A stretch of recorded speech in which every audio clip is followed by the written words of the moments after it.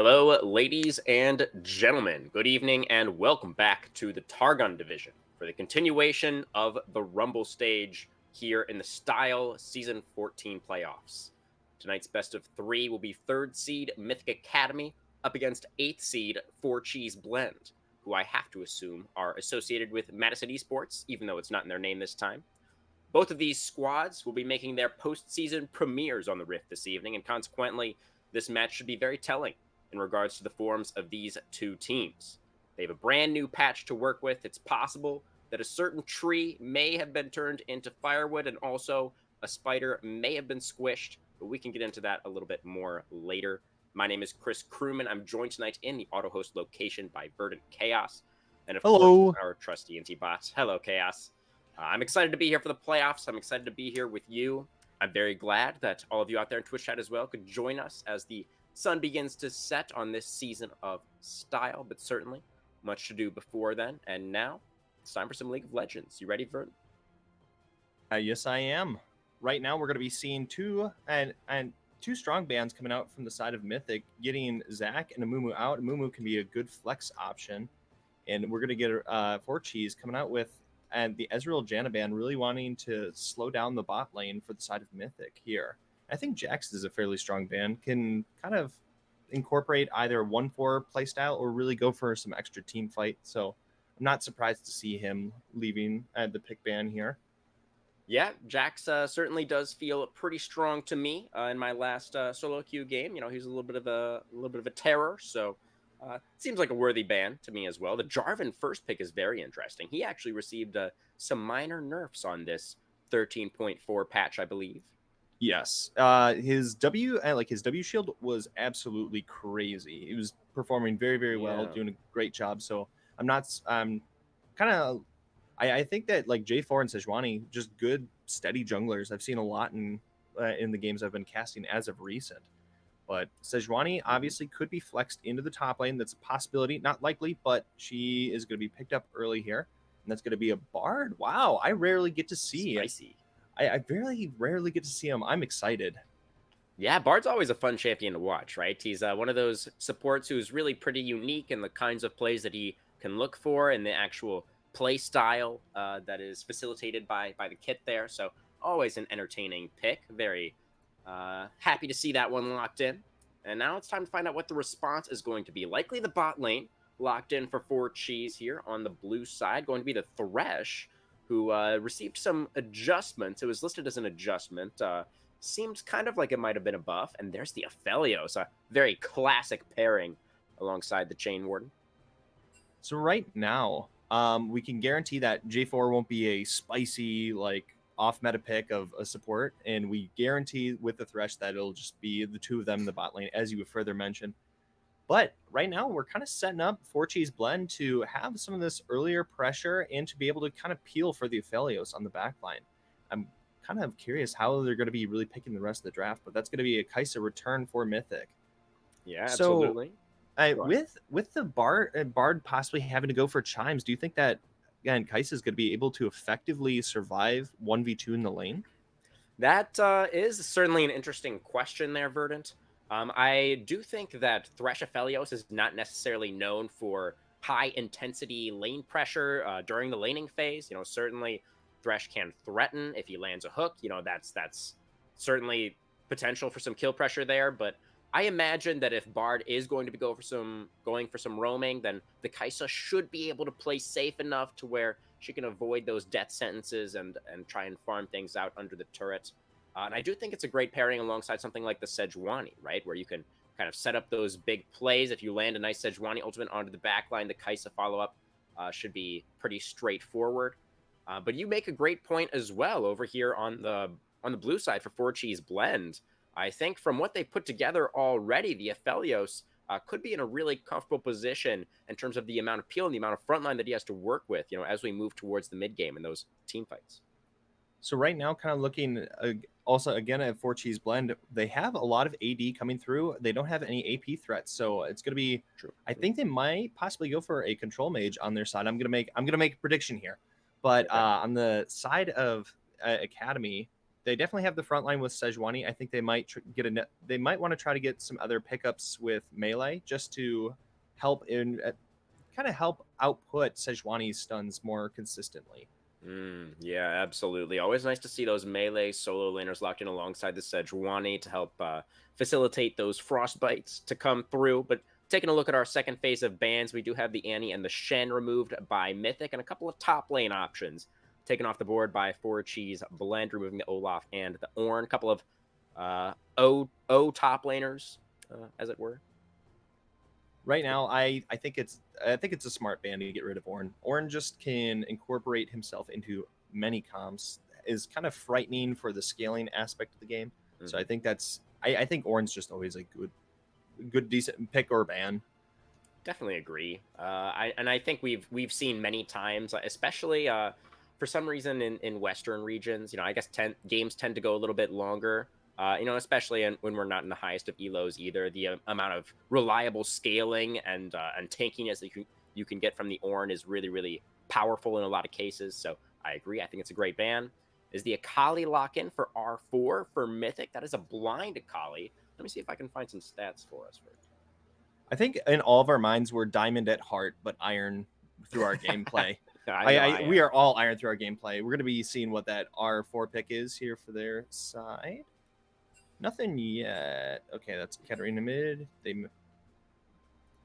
Okay.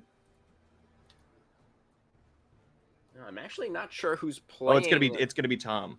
It's gonna be Tom. Okay, Tom top.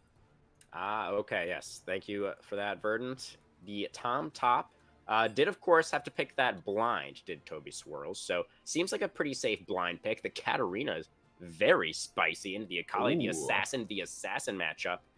And there is the dog with the stick. The R5 counter pick for the top laner on the side of Mythic. What do you think about that Nasus pick, Bird?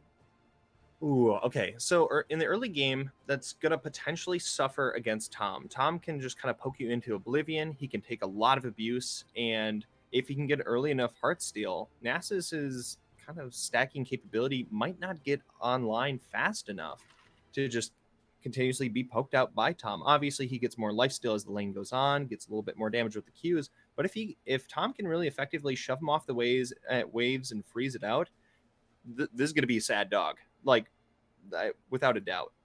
But yeah. I think with the Sejuani, Nasus definitely has a chance in this lane. Tom's going to be kind of having a hard time getting away from some of these ganks. Going to be going and up and under. But Sejuani is going to be able to kind of bash him out of that.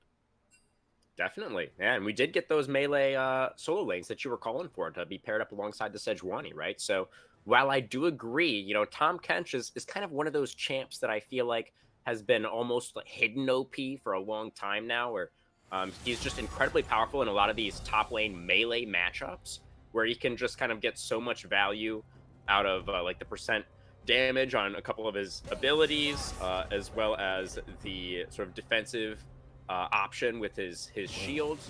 Can be really, really tough to actually chip away at this guy, and especially when top lane can be very isolated. But, going back to what you were saying about the Sejuani, if top lane is not isolated, then Nasus actually has really great setup with the Wither, and should be able to pair up really well alongside the Sejuani to actually potentially win out in any kind of 2v2 that may happen up there. I think my biggest question of how this Tom will play is what Keystone he'll take. Hail Blades, I think, would be a little bit off meta, or is he just going to stick with good old Grasp? Hail Blades would be interesting just to stun the dog out and try to go for some early cheesy kills, but I don't know about that. Yeah, I'm not too much of a Tahm Kench player myself, so I don't really know like what's more common or what would really feel best here. My instincts would tell me that you would want to go for the Grasp matchup into the Nasus, make sure you have the sustain, and make sure you can get really tanky, towards the later stages of the game. But, you make a good point about the Hail of Blades, and Nasus is very weak early. So if the Tahm Kench could actually find himself a huge early lead in isolation up there, that I've seen Tahm Kench top carry before, and it could certainly happen again. All right, so we've definitely really discussed the top lane, but now I think both of these junglers are fairly and they both have the capability to dive. They can go in any lane fairly easily, and they can both Yeah. set up a lot of ganks. But who do you think is going to take kind of this earlier edge? If I had to say, I would Mm. give the edge to Jarvan slightly here. Yeah, I mean, he's the more the really classic early game ganking jungler, you know? But I will say that the Jarvan feels to me like he's under more pressure to find something in the early game, right? Like if we get towards, the 15-20 minute mark and the Jarvan hasn't really found too much yet, he's not really going to offer as much as the Sejuani in the team fight. Sejuani's just a little bit easier to pilot, she's a little bit tankier. She has more CC in the kit. She's not as reliant, as Jarvan is really reliant on, landing that EQ combo to actually start things off. For Sejuani is, a little bit more. She has a higher floor, right, in terms of what she offers in a fight. So, Yes. I do think that I want to kind of agree with you and lean a little bit more towards the Jarvan in terms of who's more likely to find something in the early game. But I also think that he's under a lot of pressure to actually make that happen. And if it doesn't happen, I think Sejuani is going to offer a lot more later on. I think this is definitely going to be crunch time for J4. I would personally, I would want to maybe go for an early Rift Herald. You do have some earlier game champs with the Tom, actually Katarina Akali. That one can kind of go heads or tails. But with J4, you want to get some of that extra money, get your team snowballing as much as possible to stop some of these late game threats coming out from the side of Mythic Academy. Well, we see the compositions fully fleshed out here, Verdant. Overall, do you have a preference between the two? Do you think one of our teams got themselves a little bit of an edge in the drafting phase, or you feel like it's pretty even? Where's kind of you have a prediction for us? All right, I would give the slight edge to Mythic Academy here. Right now, they have a fair bit of CC. Sejuani is able to provide a lot of that, and they definitely have the scaling ability through their comp. They have Nasus, they have Kaisa. They both of those are really strong threats for the late game. And right now, you have a Kali who can roam and make a lot of early plays to like kind of help out Sejuani. And hey, she's melee, so she's able to further Yeah. help out with the frostbite. Also, Bard loves to roam and be everywhere with the mythical magical journey. So I think the scaling and the roam capability is going to give them the slight advantage. Uh, that's where my head lies. How about you? How about yourself? Yeah, Verdant, I think I'm with you. The side of Mythic Academy, their composition seems like it's just a little bit more meta. It's a little bit more cohesive. It's just very clear to me, how they're going to want to pilot this one. Seems very straightforward. They've got a lot of frontline. They've got a lot of dive. They've got a lot of CC, and then they've got the Kaisa to try and carry in the mid game. But there is a lot of snowball potential on the other side as well. So while I do think, we prefer Mythic's draft a little bit, definitely going to come down to what happens on the Rift. We're going to go to a short break, guys. Just one more minute left on the spectator delay. Don't go anywhere. We will be on to Summoner's Rift for our first game of the night in just a minute.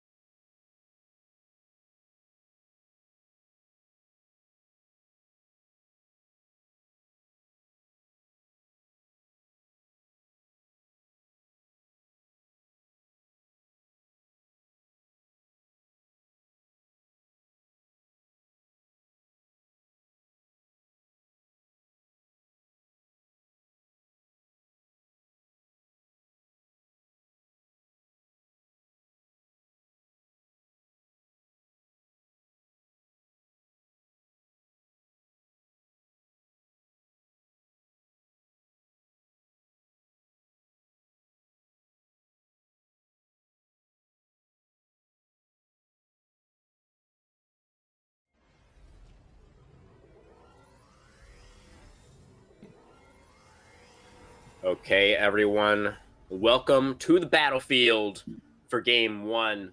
Four Cheese Blend on the blue side and Mythic Academy on the red side. As I mentioned at the beginning, this is the first playoff match for both of these squads this season. Mythic Academy, of course, lots of experience, in past seasons of style.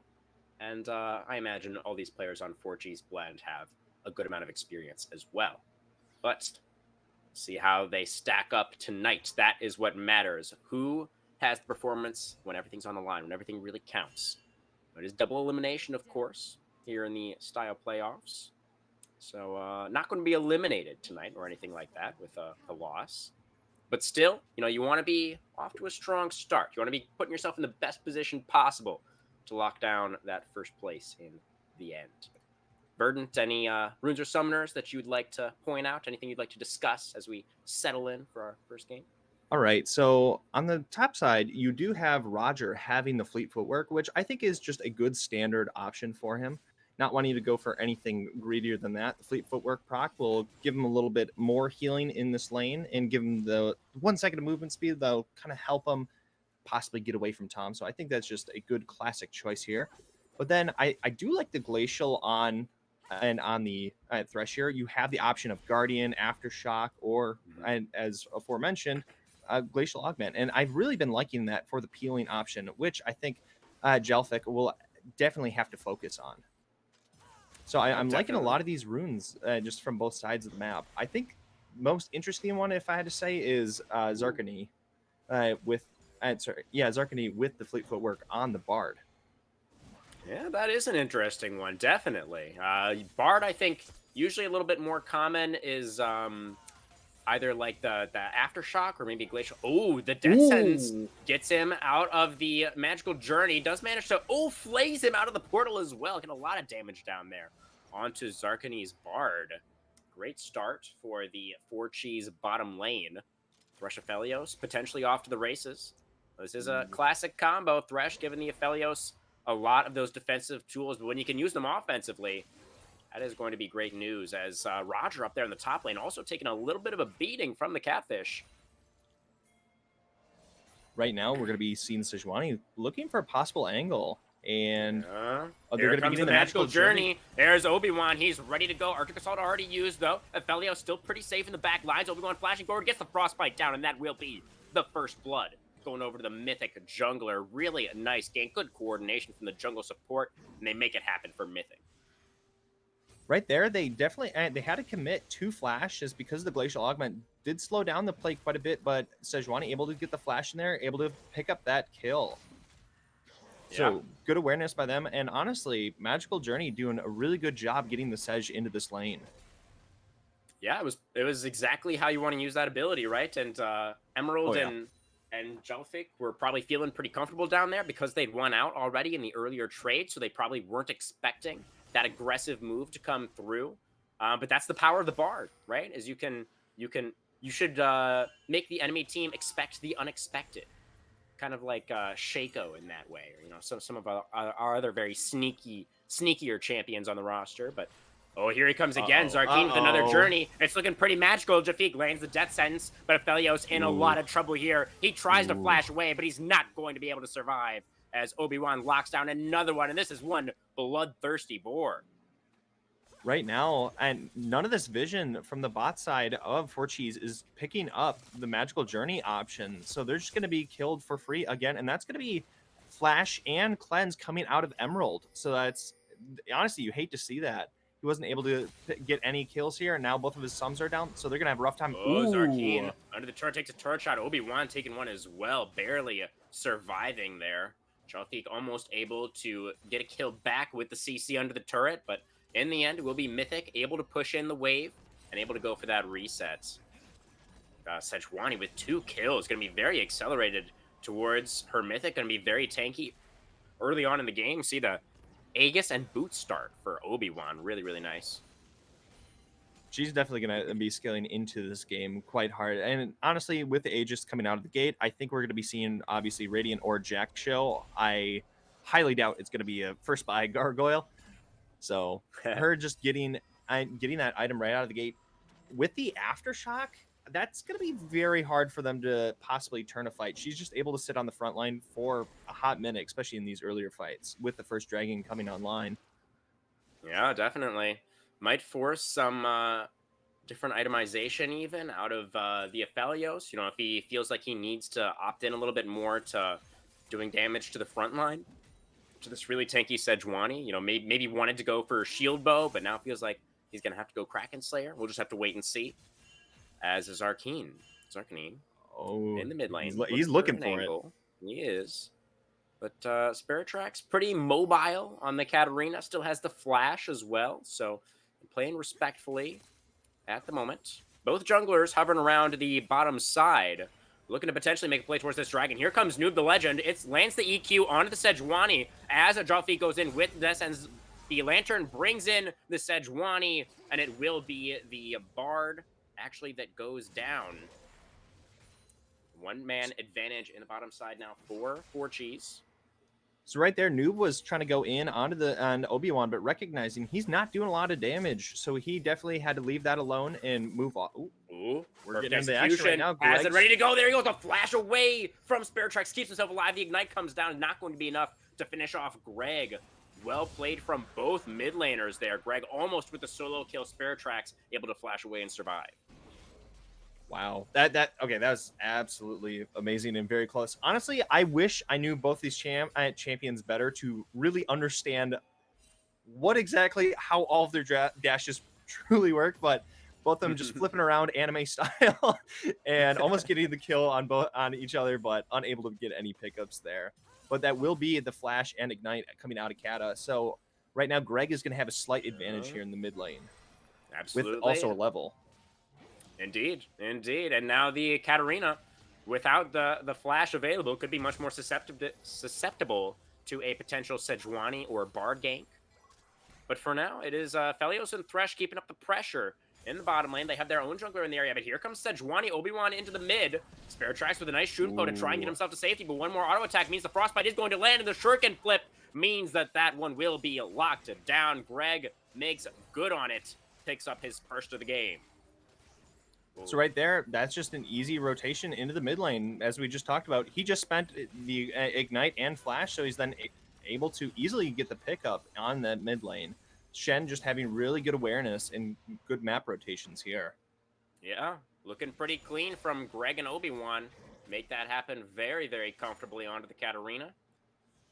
This pressure in the side lanes, though, seems to very much still be in favor of 4Cheese, despite the fact that they've lost a couple of additional kills in the first 8 minutes of this one. So right now, I think that Noob might have to really just switch over to not being to being very gank-centric. Sejuani's really just kind of commandeered that ship, and you now have to just focus on objective gaming here. Yeah, well, they were able to lock down the first dragon already, so I think this could indeed be a good strategy. See if Noob wants to make his way towards that Rift Herald on the top side. We know Sejuani is not on the side of the map right now. Roger all by himself currently in the river. Should be able to make it out pretty comfortably, though, as Greg. That's an interesting shuriken flip. Is potentially in danger of the Jarvan gank now, trying to stay in the Twilight Shroud for as long as possible. Perfect execution to get himself back to safety underneath the turret, but Jarvan going in, getting stunned up, forced to flash into the Raptor pit. Will be able to survive for now. Now Toby Swirls is the one in trouble, going to get locked up by the Frostbite. Tom Kench running out of HP, has the shield still. Jarvan is going to go down, gets chased down by a very angry doggo. Katarina trying to turn things around. It's Spirit Tracks doing his best. Katarina trying to do Katarina things, but he just doesn't have the item. She doesn't have the damage, and Greg gonna pick up his second now. It is the side of Mythic Academy starting to pull ahead as they win a convincing team fight in the mid lane. So right there, honestly, to really peel this back quickly, they were initially... Oh, well, actually, we're getting some action here. Roger's trying to get some smacks onto Toby. Toby's getting quite low here. But now that's going to be... He's going to get onto eaten. the dog. He has the stun, I think, locked up as well. There's 2 turret shots on Tom Kench. Yes, he is able to get the solo kill. Nasus, you can't disrespect the catfish like that when he's close to his turrets, and Tom Kench makes a nice little snack out of him. His hunger is not quickly abated, and he is hungry. He's real hungry. So for that mid Absolutely. lane play, they're initially looking for a Rift Herald there, but it kind of all shifted down to the mid lane. They tried to land, and the side of Forcheese tried to land a lot of their CC, but unable to pick it up, and they were quickly and summarily punished by the side of Mythic Academy. But able to try to get a little bit lifeblood back into their team with getting the kill onto Susan on the top side of the map, Yeah, and I that's mean, it gonna be was. red. That's gonna be red buff for Toby. Oh, dang, yes, I didn't even realize that. Yes, the Nasus had picked it up when he killed Jarvan in that mid lane kerfuffle that you were just talking about. And then, of course, when Tom Kench ate the Nasus, then he was able to collect the red buff. So very nice for the Tom Kench. Going to be feeling even better than he already did in that top lane 1v1, where he was already feeling very comfy. But yes, that mid lane fight, I just wanted to say, I think that was really well played by Greg on the Akali, able to get himself to safety. I didn't quite see what stunned up Noob the Legend. I think it may have been the Glacial Prison from the Sejuani, but Jarvan went in to try and finish off that kill. Greg completely broke his ankles, and then Jarvan had no way to get out. Ended up getting stacked by Nasus as we did see the Rift Herald collected by Noob the Legend as Zarkini gonna get stunned Ooh. up. Bard in a lot of trouble. Can he get into the journey? He does, but the journey is just far too short. It ends far too soon. Zarkini gonna go down for the second time this game, right as the dragon is spawning, Bird. And for the side of Mythic, you really do not want to see Emerald getting these kills, and him being able to pick that up. That's just going to further accelerate the scaling that is Aphelios. The brother sister combo going to be getting stronger throughout this game. Yeah, Aphelios definitely going to scale extraordinarily well as Roger. This is aggressive. Wanted to go for a proxy angle. Rift Herald did take down the bot lane tier 1, and Aphelios does have a Thresh to get him to safety. He's going to peel back towards the dragon. Now, Roger is in a really bad spot here. Uh-oh. Roger, I'm not sure why he decided to go for Uh-oh. this one.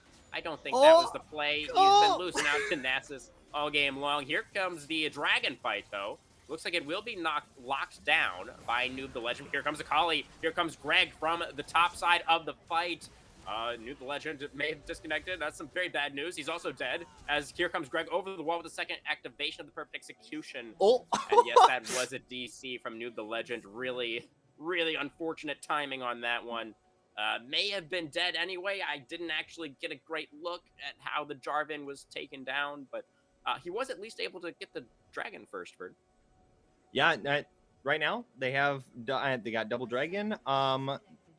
Sorry, who got Shelly? I'm not, or It what was happened Noob to the Shelly? Legend, so all the neutrals Oh so yeah, far yeah. have gone to 4Cheese Blend. They used her to take down the bot tier 1. So obviously, looking at kills wise, it does appear that the side of 4Cheese is losing. However, you look at the gold, they slightly have the edge here. So Objective Yeah, Gaming really doing a good job to bolster the global gold for the team. absolutely. But most of the gold lead actually is going to be sitting on the Tom Kench. He Yeah. does have, he can carry. I kind of mentioned that in the draft. Like Tom Kench can be extremely formidable. It does scale really well. Gets very, very ridiculously tanky. And the Aphelios is not really far behind either. The Aphelios actually is doing reasonably well. He's certainly been keeping up with the Kaisa all right in terms of gold, despite a couple of deaths. He's actually pretty far ahead individually as well. So, scaling absolutely there for 4Cheese Blend. And the fact that they do have those couple of dragons under their belt as well means that they may indeed be in a pretty comfortable position. I'm just looking over here on the other side for Mythic Academy at this 3-0-1 Akali, and I'm like, that's looking That's pretty gonna hurt. scary. That's gonna hurt. Yeah. She kind of has just honestly, she sometimes, like, from my personal experience of just watching people play her, she's very feast or famine. But once she's 3-0, she has a fairly decent farm right now. She's she's over 20 farm ahead of the Katarina. She's gonna have a pretty good game. It would appear. She has, honestly, as you mentioned earlier in the game, she was getting a lot of the dodges, breaking the ankles of Noob in the mid lane and getting away from that, and she's able to pick up some of these kills. Yeah, it's and there's decently good scaling on the side of Mythic as well, right? So while Aphelios and Tom Kench are in really comfortable positions, it's not like the composition for Mythic Academy totally falls off a cliff either. So like Oh they yeah, will no. still be able to compete, even if we do end up going pretty late here. Hopefully, we'll be able to get back into the game pretty soon, guys. I think we saw Noob the Legend reconnect a little while ago, but maybe still just trying to load in, trying to get everything set up and ready to go.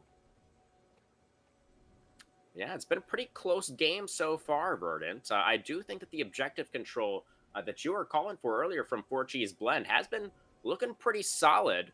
It was really great from Noob the Legend. I think there was actually the play was dropping Herald in the bot lane and then the immediate rotation over into the Dragon Pit to secure that one, which is obviously was very, very effective, and I think was a great call.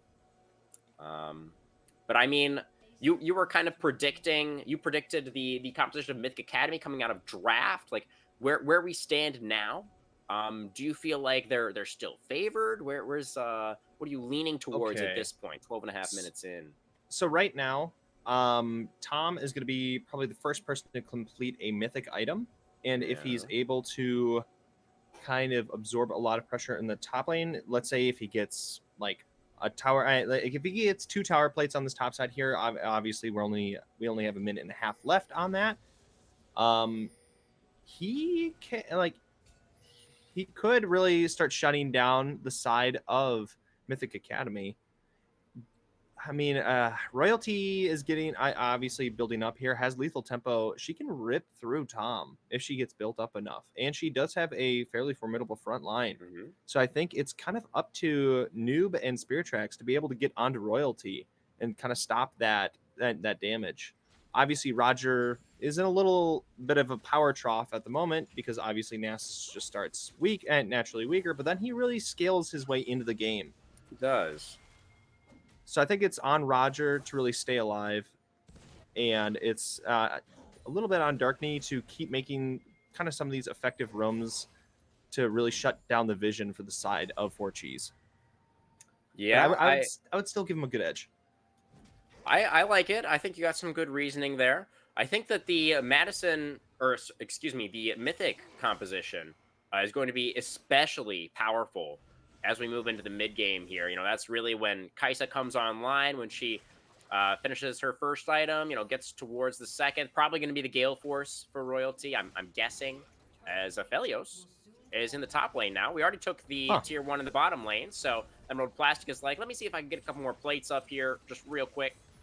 Is able to secure a couple, and Roger has been pretty much underneath the turret for pretty much the whole laning phase. So doing some great work on this structure, actually. Thresh, of course, here as well. Obi-Wan moving over, but a little bit late on this rotation. Royalty as well, trying to make his way over. Glacial Prison will land onto the Thresh, who is going to take a couple of turret shots as well. Toby going back in with the Abyssal Dive. Is going to get locked up, though, by the Frost, by Death Sentence lands onto the Dog. A lot of damage coming out, though. The lethal tempo stacked up. Royalty picking up that shutdown onto the Catfish. He's got Catfish for dinner, but he gets hooked in by the Death Sentence. Jalfik finds it. Goes golden now with the stopwatch. Greg in this fight now. It's all on the Akali to carry the perfect execution too. On Emerald Plastic. Can the Aphelios get taken out? He's ignited. He's burning down with the last tick. No! The Triumph Eel keeps Emerald Plastic alive. And Zarkine now has nowhere to go. He does get the kill on the Aphelios before he drops it. Greg should be able to clean this one up. An extremely chaotic fight in the top lane as it ended up being a whole 5v5 Verdant. Noob the Legend, the last one alive for the side of 4Cheese Blend. Going with the EQ, flashed away from by Greg, and he's able to land the Shuriken. Akali now 5-0 and 3, and it's Mythic Academy who win out in the end. Wow. There were like I think like 8 separate like beats throughout that entire fight. It went from just them coming into the top side, trying to get onto the bot lane of the side of 4Cheese. Then Tom coming in with the knock up, but then Tom's gonna be going down, but Nasus is getting low. He gets the Fury of the Sands, just barely surviving. Just one thing to the next, but Mythic's just gonna be barely taking the edge there, obviously, and just kind of with some of these items, because right there, Sejuani had Radiant Virtue, and I think the amount of value that she was able to obtain there from that kind of kept the team healthy enough throughout that fight. Yeah, I mean, it was real close. Radiant Virtue absolutely could have been the diff there. Really hard to say, to be honest. I wish we could get a replay of that one because that was just pure insanity up in the top lane. But we're gonna have another neutral spawning, a couple more neutrals actually in the next 90 seconds. It's gonna be Dragon number 3. We do have Infernal Soul for our first game, Ooh. Verdant. So teams are really gonna be wanting to contest for this one. Rift Herald number 2 will be an option as well. So Toby Swirls matching against the Akali now. Both of these, the Akali and the Tom Kench, have been doing very, very well thus far, and now they're matched up against each other. Seems like the Tom Kench able to get the push for the time being. Akali not quite enough damage to burst down this very tanky catfish with Heartsteel completed. But still, you know, Greg gonna be a huge threat in these fights. We got to keep our eyes on this Akali. So right now, I think it's a good idea to put Toby against Greg. He can get a lot of value off the tongue lash. He can get the damage at the max HP damage with that, and then also heal up a lot of the poke that Greg could put out on him. And Greg just, it's going to be very hard for him to just secure a kill onto Toby. So I think this is a good call by the side of 4Cheese. All right, Infernal Soul Point on the table. River position held by 4Cheese. It's New to Legend going in, lands the double EQ onto Bard Sejuani. The Aphelios ultimate comes out as well. Wow. It's the first kill onto the Bard, but Jarvan, the jungler, will be traded back. So a 1-for-1, but 4Cheese lose their smite. And now the Infernal Dragon should be available, but Obi-Wan going in, gets hooked in by the Death Sense, and he's going to end up feeding himself over to the Aphelios. So now neither jungler alive. And Noob the Legend will be alive first. They do have a 4v3 on the map right now, so should be 4Cheese able to maintain control over the river. I think an important thing to be looking back at that fight was the Tempered Fate was coming out and about to hit on Emerald Plastic, but him able to just kill force just outside of the perimeter of that, was able to then pick up that kill. That was very well played by Emerald. And also getting the return kill after Jeff Nick got the death sentence. Oh, death sentence onto Roger Maniac, who just gets absolutely shredded. No resistances on the Nasus. Gets absolutely eviscerated by that Death Lotus from Sparatrax. A couple of semi-low health bars on the side of 4Cheese Blend, but they're still very confident to keep their place in the river. 5v4 on the map. No top laner available. Does have the teleport, but not alive for 15 more seconds. Dragon already under fire. Death Sentence going to connect onto Obi-Wan's Sejuani. Jalfik may be in trouble, flashing away now on the Thresh, keeping himself alive. Dragon will be claimed. Noob blocks down the objective. Thresh will get taken out. Greg is here. Misses the shuriken, though. Toby all by himself may be sacrificed, trying to abyssally dive away, but not going to be an option, as Mythic do lock him down. But they lost the Dragon Verdant, and now they're staring down a potential Infernal Soul in about 5 minutes' time. So I think that's very well played. You kind of look at that fight in aggregate. You had 4Cheese really just playing with a lot of their damage dealers towards the right side of the Dragon Pit, while Jelfic and Toby trying to just hold off the entire enemy team, poking them and keeping them away from that dragon and really setting themselves up to be in a good position. That's going to be Cataclysm coming immediately in. Flashes out of it. It's going to be a couple of turret shots onto Obi-Wan, but they do finish off the structure. And Noob the Legend is going to expend the flash, not able to defend the turret, as Roger desperately wants to get himself a turret up here, but I don't know if he's going to be able to get it. He's going to try and walk it out now, and he does have his Bard here, but the Tongue Lash comes out, the Devour comes in, and Roger's going straight down into the dirt. Thresh also here. It's Sejuani vaguely in the area. Bard will be able to escape with a Journey. Honestly, we've just seen so many just effective Devours coming out of Toby here. This has been really fun to see. I rarely get to see the Kench unbenched, so he's doing a great job out here, making me happy. Yeah, I mean, that's why the Kench is so great. Okay, hang on now. Noob the Legend's going to go in onto Obi-Wan. Sejuani going to assault herself away from that incoming death sentence, as the tower is not locked down just yet, as Emerald Plastic gets some CC down, but the flash forward for Obi-Wan, flash away for Emerald Plastic. Now that Sejuani has overextended and will be taken out by the Aphelios ultimate, as Greg lands the Shuriken, going back in on the Aphelios. Can he find him? No, he gets shut down. He gets locked down by the CC. Jalfik with another fantastic hook. But Roger Maniac now teleporting into the fight. That's a really big dog. He's popping the ghost. He's got the shutdown onto the Katarina. Emerald Plastic extremely low. One more smash from the Cane. And Roger Maniac's looking to tidy this one up for the side of Mythic Academy. Jalfik is so slow. He's withered. He can't escape. is going to be Zarkany picking up the kill, and now Toby swirls the last one standing, the last fish swimming for this. Oh my goodness, he flashes straight in, gets the Heartsteel auto onto the Kaisa. Royalty goes down in a hurry there. Toby swirls is just really not looking to go down. He still has the feast. He's going to try and get a snack out of this dog. He's not able to activate the shield. And it will eventually drop in an extremely delayed ace for Mythic Academy. Okay. That was that was a crazy fight that was going for a while, but the second the dog TP'd in and popped that ghost, had the Fury of Sands going, he was just running through Forcheese, able to get a triple kill initially, but then after a very long delay, he was able to pick up Toby as well. So that's going to be 4 kills going over to the dog, going from 1-5 to 2-5. Math is hard. To 6-5, and now he has a 400 gold shutdown available on him. So that was really, really big for Roger in the top lane. However, Akali going to be giving her a 900 gold shutdown over to Noob, but maybe giving him a little bit of the lifeblood he really needed in this game. Yeah, it was Jalfik again with the death sentence right as Greg was going in. That was the Akali's first death of the game. Like you said, massive shutdown given over.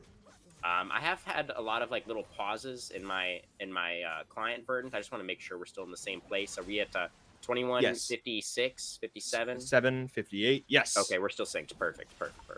I'm like, I've had some interesting ones, but yeah. Okay. Greg going to be getting the 300 gold on the top side here. Yeah, but can the Akali make it out now?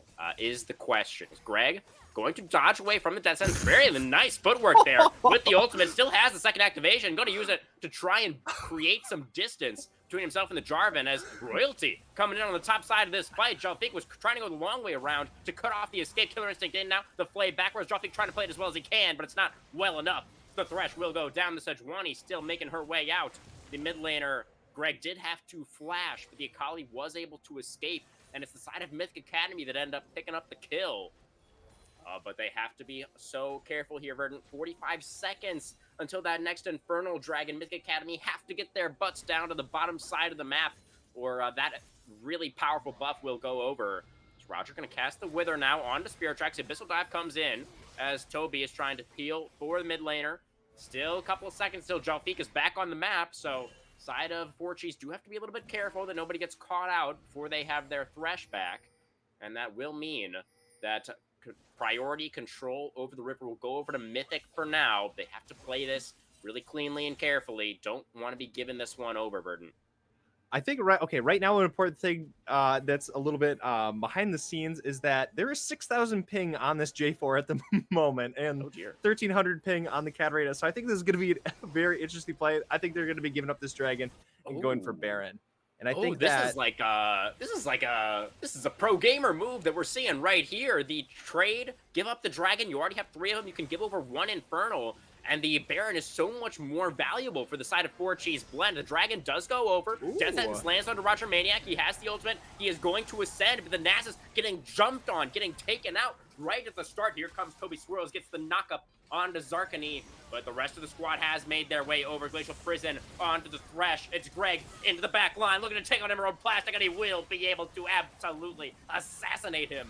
Toby not able to get the Devour down onto the AD carry, and now Spirit Tracks running out of HP as well. It's going to be Royalty flying into the backline with the Killer Instinct, and it's Mythic Academy wiping the floor with them in the team fight, and they will claim the Baron for themselves.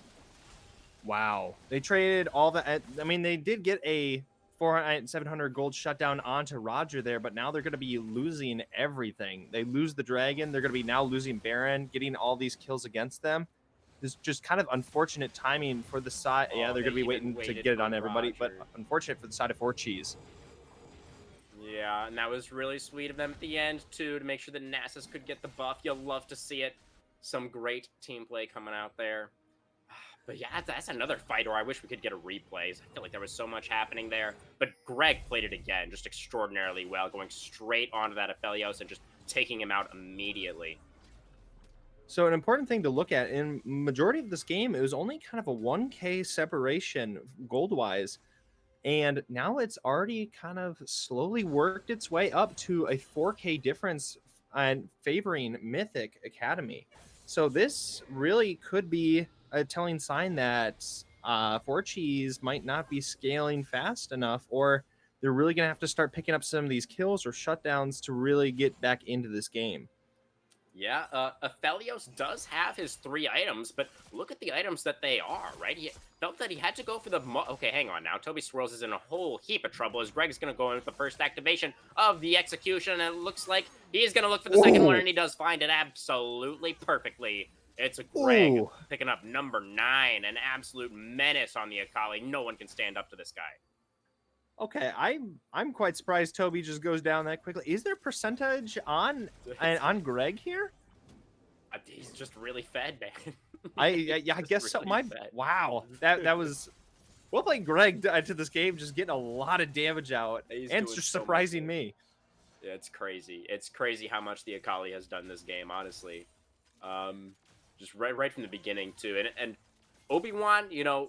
Shout out to the Sejuani as well to actually help get that early kill as, oh my goodness, even dodges out on the EQ. It's too clean. This Greg guy is really on form tonight as Obi-Wan going to miss the Arctic Assault. Going to get flayed back into the turret. Now, the death sentence lands as well. Jalfik also been having a hell of a game. They take out the jungler at the start of this one. Kaisa forced to flash out of the Cataclysm. Zarkani trying to escape, doing a great job of frontlining, actually, and Royalty is cleaning up on the back side of this one.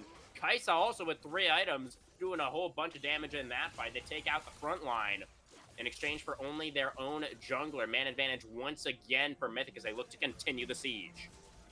So right now, Mythic, it just has this gold advantage and really recognizes it. Also, they have the Baron buff, so that they were kind of pushing for... Wow.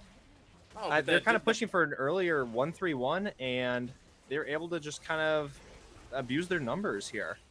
They're playing it out so cleanly. It was a really nice devour there, actually, from Toby Swirls to keep the Katarina alive, but don't know if it's going to be enough as Roger getting chipped out a little bit, getting poked on his way out of the fight, but we'll be able to walk it out no problem.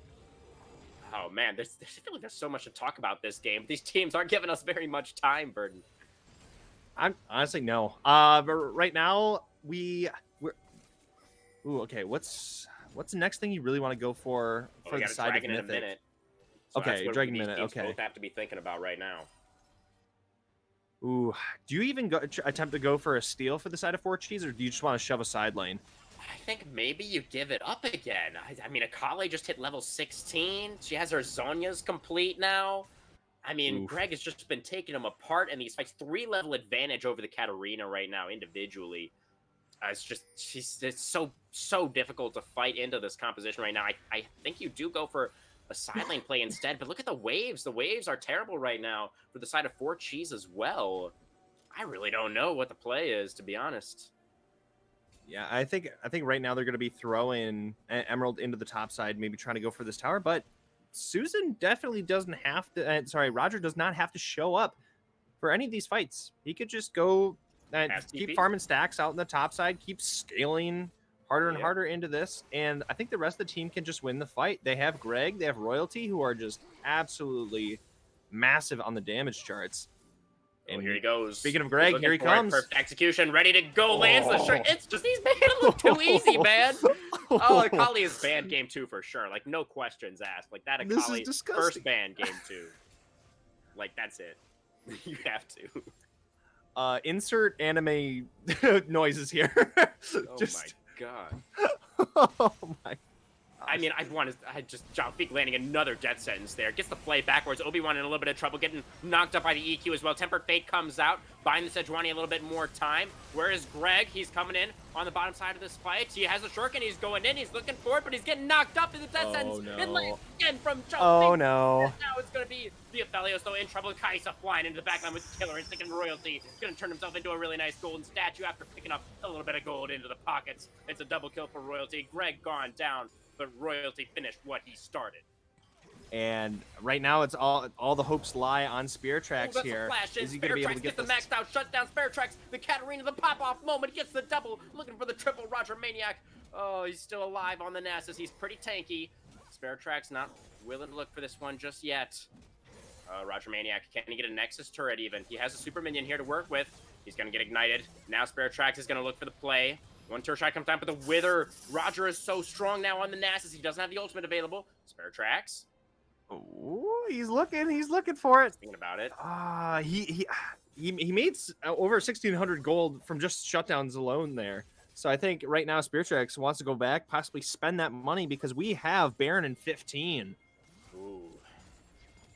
Yes, indeed we do. Indeed we do. And we are going to have everybody alive as that Baron spawns. Royalty going to be coming back to life in just a couple of moments here. And the base, a little bit in tatters for 4Cheese Blend. They're hanging by a thread right now. One more big team fight goes the way of Mythic Academy. And this one's as good as done. Greg and Obi-Wan. The tag team, the Dream Duo, looking for the Thresh. Jalfik just trying to get some vision down. It's going to be cleared out immediately. Right now, Toby's trying to help get some of this vision out, but Greg just being there and looming in this river is just going to make it too difficult for the side of 4Cheese to really get some of this early vision out. At least they have the vision plant. They see Katarina on the bot waves. That's their signal to go ahead and start the objective. No teleport on the mid laner. Katarina cannot get here in time. They're just going to try and shred down the Baron. Obi-Wan can take it forever, and Royalty has great damage for the Baron at this point in the game. 4 items completed on the Kaisa, and it is gone. That should be all that Mythic need to close out this game. They already took out the inhibitor turrets in mid and bot, so just, I think, a 5-man push down the top lane into the end could be a good angle here. As Emerald does get the red buff. Right now, Emerald has done a very good job kind of being continuously prevalent in this game. Royalty is 11-3, has 4 items and 1 component. And then on the side of Emerald, he also has 4 items. Oh, how did that land? Oh my god, Jalfik is smurfing on the Thresh. The Temper Fate comes out from Zarkany. Royalty immediately flashed away. Killer Instinct keeping himself alive. The Kaisa will be able to hang on to the HP bar for now, but forced out of the fight. And Zarkany is running out of health now. Obi-Wan, the Sejuani flashing away. It's the side of 4G's turning it around, but Nasus. Hey, where's that Nasus? Nasus is on the last Nexus. He's already taken it down. He's on the Nexus. He's on the Nexus. Verdant, the perfect execution comes out of one more Q, and Roger finishes the game in 32.5 minutes. An absolute bloodbath. A slobber knocker on either side, but Mythic Academy take game 1. Wow. Absolutely amazing. Really, just that was such a close game for the longest time, but then eventually the scaling from the side from the Mythic side really just brought them into this game and able to finish it out from there. Amazing gameplay there, ladies and gentlemen. Really incredible, honestly. I'm really impressed by both of these teams right now. I thought we had some really high moments on both sides in this game. And honestly, like, I'm gonna ask you for like player of the game. And I think I do have my own answer here, but like they didn't really make it easy for us. Okay. I mean, I'll give one for each team. So for 4Cheese, I think for 4Cheese, it has to go to Toby or it has to go to Emerald. Toby really kind of held down Roger, didn't allow him to scale into this game, gave him absolute hell. However, Emerald put out a lot of damage, was able to get that early tower, helped with secure some of these objectives. So I think he did a very good job this game. I think an honorable mention would be Jalfik, able to get a lot of these. And was smurfing. Oh yeah, my I was gonna say he got a lot of these death sentences come through. That was crazy. Yeah, I do like the Emerald shout out. Most damage in the game, even on the losing team, despite the fact that he had to go for a little bit of a weird build, right? He went for the LDR second on the Aphelios because he felt that he needed to be able to DPS down the Nasus and the Sejuani in the front line. Bard actually going for a lot of armor as well, so had to go for the LDR second, then the Maw of Malmortius third because he kept getting assassinated by this Akali. So went for like a really weird build that was not at all focused on DPS, but still had the most damage in the game by a pretty comfortable margin. So Emerald did play it really well. Wasn't enough to win. You doing okay over there, Verdant? Yeah, I'm no longer dying. I'm all good. Good. Tuberculosis gets to you now. Oh dear. Stay alive. All right, and for the side of Mythic, I would give it to Greg. He absorbed just a lot of pressure, got away, with just Oh, all these flips, getting around he's the too map, clean. and just able to get on that back line and just do his job. So consistently too. Like all of those fights in the mid game, it was always the Akali making the difference. And like there were only a couple of times. Literally, Greg only died twice in this game, 11, 2, and 10.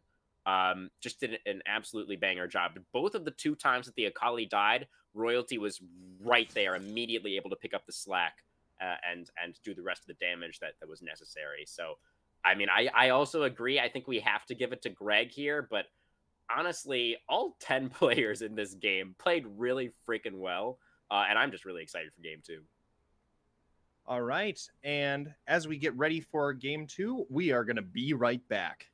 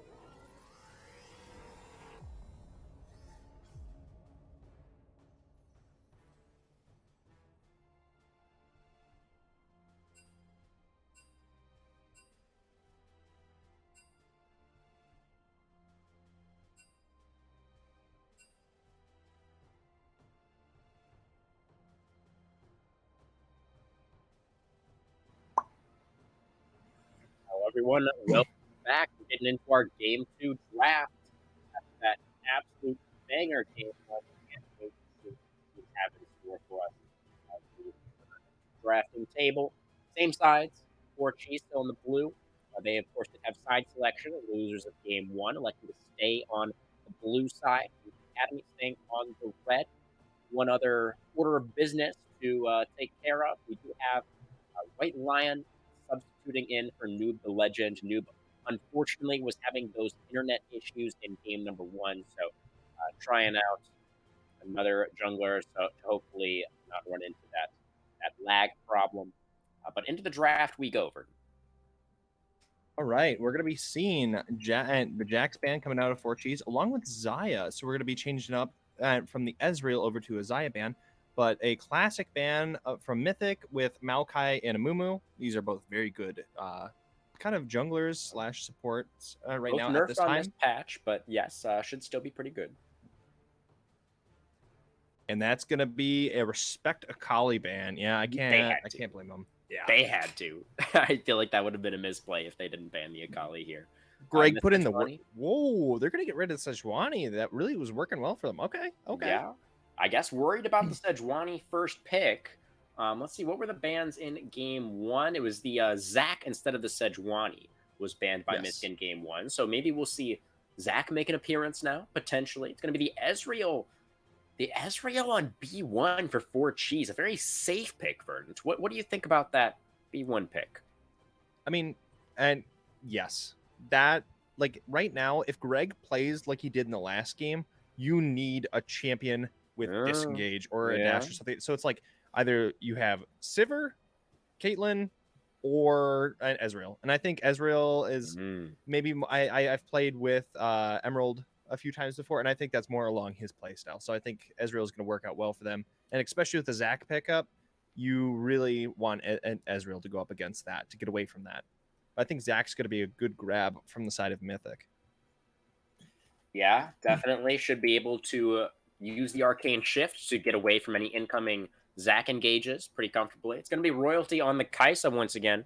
Looked pretty phenomenal on that in game number one. So like that run back from Mythic. And, you know, as the winning team, while it was a back and forth game, some fights definitely went either way. But, you know, the burden is a little bit less on Mythic Academy in terms of actually having to make adaptations in the drafting phase. And this is definitely something different. It makes sense since we have a different jungler. But it's going to be the Lilia for the White Lion on the side of 4 cheese. I highly doubt it, but it could be Lilia top. I've seen that very rarely, but I do some. I do know that some people fancy it, but I think I have to agree with you that it's most likely going to be a White Lion on that, trying to possibly go for some faster clears to get in to gank some of these lanes. But that's going to be Toby possibly picking up Tom here, and that's going to be, of course, and then securing White Lion as that Lilia. Yeah, absolutely. It's Toby on the Tom Kench once again. Could be the Tom Kench support. If we're talking about flex possibilities. Okay, that that's fair. That's fair. I talked with a little bit too much absolutism, so that's on me. That's on me. Oh, nothing to worry about really. I wouldn't mind seeing on Jelfik on the Thresh again, personally, unless it gets banned away here. It's going to be the Bard for Zarkany once again, who obviously also had a pretty solid game one, as I was saying before. I think everybody honestly had a pretty solid game one. Mythic Academy just a little bit more together as a team, had a little bit of better angles in the fights, and they had Greg, of course, which was a huge boon for them. Now into our second phase of bans. I wonder if the Thresh will be banned away this time. What do you think? I think that would be okay. Thresh is not as important this game because obviously Aphelios being immobile, just Thresh being able to flay and get the people away from him with the glacial, just really slowing him down, I think was very important. But here you could do I think any style of support with Ezreal here, but they're going to be getting rid of the dog here, so Tom's going to be going up against something else. But I think that Mythic is going to have a little bit of a harder time trying to get some of these magical journeys out with the Bard, because if Zac and him come through the wall, Zac then, once he's on the far side of the wall, he has to charge up the E and then jump in, versus Sejuani being able to just instantly walk in the lane and just queue into the wave, and it will queue into them. So it's going to be a little bit harder to set up your bot lane in the same way. But yet the Thresh is going to be respected and is going to be banned on the side of Mythic. And that's going to be an Orin ban. Yep. So we don't want these scaling top laners. Get them out. Don't want to see it. Oh, there's still probably a couple more that we could look towards. We'll see what Roger decides to go for. If it's But a I do Gangplank, I think would love it. Oh, what was that? If it's a Gangplank, I would love it. Oh, that would be pretty spicy. But I think you did make a really good point there about actually a little bit of potential anti-synergy between the Bard and the Zac. Not going to be the end of the world. And obviously, both of these champions still pair very well along with the Kaisa. And it's going to be the Scion. So, yeah, I mean, I would say that's a champ that scales pretty well. Infinitely, if we want to be technical about the whole situation. But yeah, it's going to be Roger on a tank frontliner once again. I do think that maybe we need a little bit more damage still on the side of Mythic. They have a lot of beefiness and they have a Bard support, but I think some kind of carry pick in the mid lane for Greg. Giving him counter pick does make some sense, I believe. It's the Yone this time around for Spirit Track. So, you know, once again, a pretty aggressive option in the mid lane. Blind picked for the 4G's mid laner. And then the Swain locked in as well. So I assume that is going to be Swain with the Ezreal in the bottom lane. And then the Tahm Kench, of course, in the top lane for Toby once again. And the Lilia in the jungle. See what Greg is going to want to go for here. Oh, my goodness. All right, well, we're back. We're back again at our dashing mid lanes. We now swapped the AP dash people with AD dashing people. So really, this is gonna be honestly again a very interesting mid lane. It's gonna be quite volatile. And in the top side, we're gonna have just two beefy wet noodles slapping each other. I hope we do not take it to kind of the 3 hour. You were just talking about the science scaling infinitely. I hope we do not hit the 3 hour time limit on League to really enable that sign to be that healthy. But the Bard would also technically scale with them as well. So that'd be quite scary. Him with 8,000 meeps. Yeah. Definitely a possibility. But one thing that I think we actually would need to be a little bit concerned about in a scenario like that, and in regards to Mythic Academy, is they didn't really draft any magic damage, Verdant. They went with the AD mid laner, and they've got a couple of tanks in top lane and in the jungle, and they're not really doing any magic damage, and they're against a Tahm Kench and a Swain. So some armor stacking, a possibility for 4-cheese blend. They definitely are on the lower end of magic damage, but you still have Zac coming through with percentile max magic damage. You have Kaisa with her passive still putting through a little bit, like a little bit of magic damage. Bard obviously going to be all magic damage. Scion, no. Scion W, but that's not going to be really coming into this. But I think Irelia has a 70-30 split for her damage. So she's still going to be sprinkling in some magic, but I think I have to agree with you that that is going to be a point, like a faltering point for their comp. Yeah, I mean, it's you make a good point. You know, there's some magic damage. Like it's not like there's none at all, but certainly no consistent magic damage, especially with demonic actually being nerfed a little bit on this patch. Although I guess those demonic nerfs are mostly just targeted towards the actual jungle clear, if I recall correctly. Let me go ahead and take a quick look at those demonic changes. I think it should actually still do a reasonable amount of damage in fights, if that is something that the Zac decides to go for. Yeah, it was only nerfed in terms of the actual jungle clear. So definitely, if Zac builds a little bit of AP, then some of those concerns, you know, may be mitigated to some extent for Mythic Academy. But I still think that we should be looking out for the Tahm Kench getting to a point where the catfish could be slightly unkillable, potentially. Absolutely. I mean, Tom, I really like him as a top laner. He's good, consistent. He obviously, I would not say he has like the highest skill ceiling to ever exist, but he still is very prevalent in gameplay. And even if he's behind, Devour is a very strong ability to just help some of your other more fed teammates who have the shutdowns, so you prevent the enemy team from really getting some of these swing plays. So I think that Tom definitely could be very much a nuisance because you have the engage with the Zac with the Scion, and if Tom's able to either A, devour one of your teammates that are going to be caught out by that, or just kind of take that engage, I think that for the side of Four Cheese, they're going to be in a pretty good spot here. You have a fair bit of poke with the Ezreal, with the Swain. It'll play out like on the perimeter of some of these fights, but then Swain having R, he can kind of play the role of a drain tank. And he can just kind of slowly whittle away at Scion and Zac in a lot of these big team fights.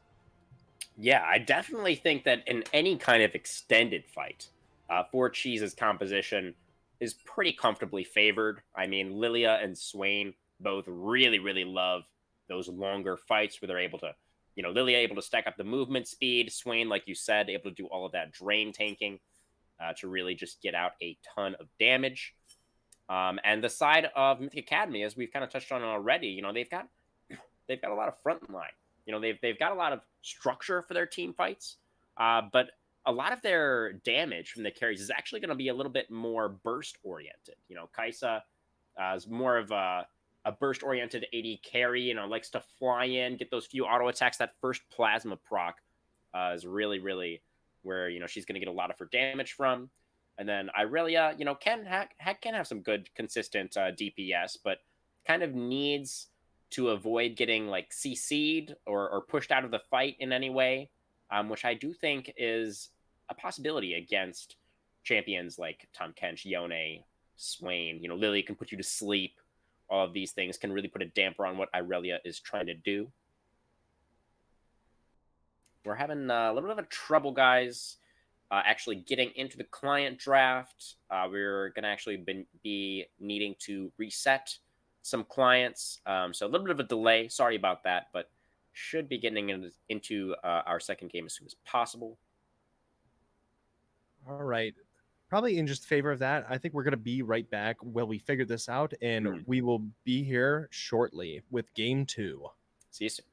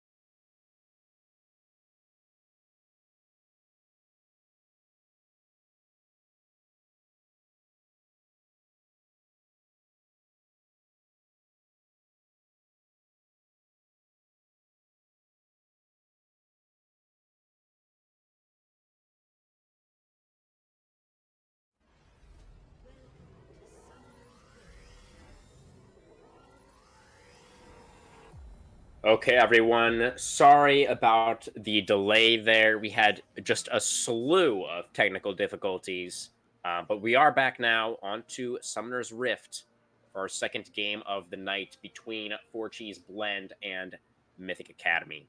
And we have the same sides as mentioned previously.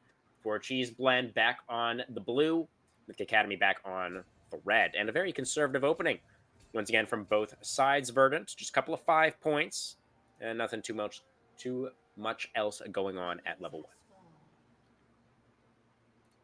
So right now we're going to be seeing kind of a very similar top lane this game. I think we're going to be seeing, as aforementioned, a volatile mid lane. And for bot lane, we didn't really get to talk about it much, but I think we're going to be seeing Emerald and Jelfic really kind of be poking out Royalty. Ezreal does have a larger attack range than and Kaisa here, so she might get poked out a fair bit, but she does have lethal tempo to help her scale into the late game. Absolutely. And boy, oh boy, did Royalty scale in game number 1. Really ended up in a very powerful position when things were all said and done. And if we do recall back to sort of more towards the beginning of game number 1, it was the side of Emerald and Jalfik that were consistently pushing in that bottom lane, not really allowing Zarkany to go for any early roams on the Bard that he potentially may have wanted to go for. So we'll have to see if that continues in this one. Sounds like that's maybe what you're expecting there, Verdant, as Sparatrax losing out on the level 2. Greg getting a nice trade early on mid. So right here, Greg was able to kind of get an early advantage with A, the level, and B, the bone plating. So it's really going to be put him in a slightly better position, but they're both chugging through their potions. Right now, they're just trying to go tit for tat for a lot of these abilities and autos.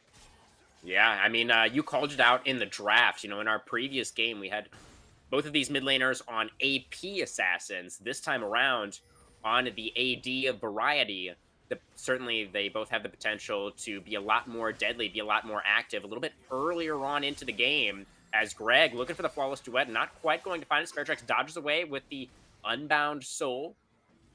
As they continue to scrap towards the mid side. See if either one of these junglers makes them want to make an early move over there. It's just a full clear from both sides to start things off. Both junglers starting on their respective red buffs.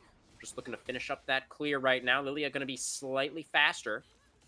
Finish up that Gromp just as Zach is getting started on it. So Roger and Toby this time, instead of it just being Toby absolutely abusing Roger over and over, there's going to be a lot more close and of a match here. They're going to be trading a lot of these grass procs back and forth, but Roger's going to be using a fair bit more mana to try to get some of this earlier farm. Yeah, and, you know, Roger on the Scion this time round as opposed to the Nasus. Scion could be always the flawless duet. This time, Sparatrax immediately has to flash away, have to respect the power of the Aurelia in that situation. Good respect shown from Sparatrax, but it's Greg once again finding himself a nice advantage very early on this time around. As Jalfik continuing to land the skill shots down here in bottom lane. Right now, Zach is creeping down. He's going to be at that try, and he's going to be looking for a jump. Obi-Wan's going to be looking for a jump on the bot side, but Toby's going to be going Abyssal dive forward. Yes, as Toby is indeed looking for it, but here comes the Zach. Obi-Wan looking to get the pullback onto the Ezreal. It does manage to find it after the Arcane Ship, but it's Jalfik who is the target. He's ignited, burning down, and it is the Ignite that will secure the kill. As Zarkany able to lock down first blood for Mythic Academy. Second game in a row, I believe, actually, for Zarkany. Or maybe it was Obi-Wan, actually, that picked up the first blood in game number 1. But it was in the bot lane. That much. It was on the bot lane, and it was on Jelfic. So, yeah. I mean, nearly a mirrored game 1 and 2 for the starting kill. Yeah, and, you know, you were a little bit worried about the Bard and the Zac maybe not having as much synergy together, but they could just come from different angles, right? Zac doesn't necessarily have to take the magical journey. Went for the long way around this time, and it worked out wonderfully for the Mythic bottom lane. So right now, we're just going to be seeing an Obi-Wan looking for some of these different angles. Right now, he's clearing out the vision in the mid lane. He was possibly looking for a dive at Sparatrax, because Sparatrax is, both of his sums are down. Greg obviously has no TP, but she does have flash that could help set up a potential kill in the mid lane. No, Zach still needing to go for the first reset, something that White Lion had actually already gone for. Ooh. As oh, that's a very low Tom Kench. The W pop from the Uh-oh. shield for Roger Maniac. Has the flash, Oh. gonna go for it, and yes, will find it. Roger Maniac picking up the first kill in the top lane and setting a very different tone up there than what we saw in game number 1, where it was Toby in the advantage. Now Roger turning the tables very early as Greg with the level 6 gets the flawless duet, waiting for the body to come back. Spirit Track's still pretty healthy, so the Aurelia not willing to go for an all-in just yet. Does have her support, Zarkany, waiting off in the wings. Zach on the top side as well. Magical Journey in. Kez does the Cosmic Binding, landed, as does the Elastic Slingshot. Everything landing for Mythic Academy. Really, really clean. They made that look easy, Verdant. Wow, I thought that was going to be a little bit scuffed, but I like Zargany able to just find that, and that's done immediately right into an Obi-Wan. So very, very well played by the side of them, and they're going to be rewarded with a very early lead, and they're going to be able to rotate possibly a lot of this tempo into some of this advantage. We haven't seen any ganks coming out of Lion yet, but they do have a CS advantage in the jungle. Yeah, Lilia just trying to get towards that level 6. Has the cooldown boots as well to try and speed up that clear even further, as Zarkany moving forward very menacingly, but takes a couple of Mystic shots for his trouble.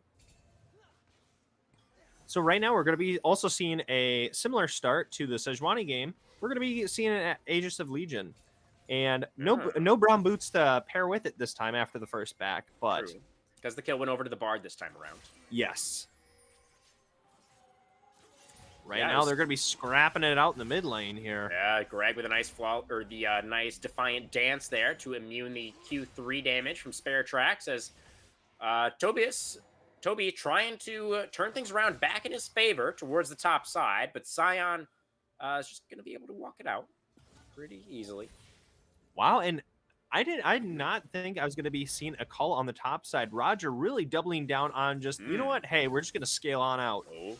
Hold on now, flawless duet lands. No ultimate for Greg, but Conqueror stacked. Gonna get a lot of auto attacks down here. Going back in with the Q2. Oh, Greg!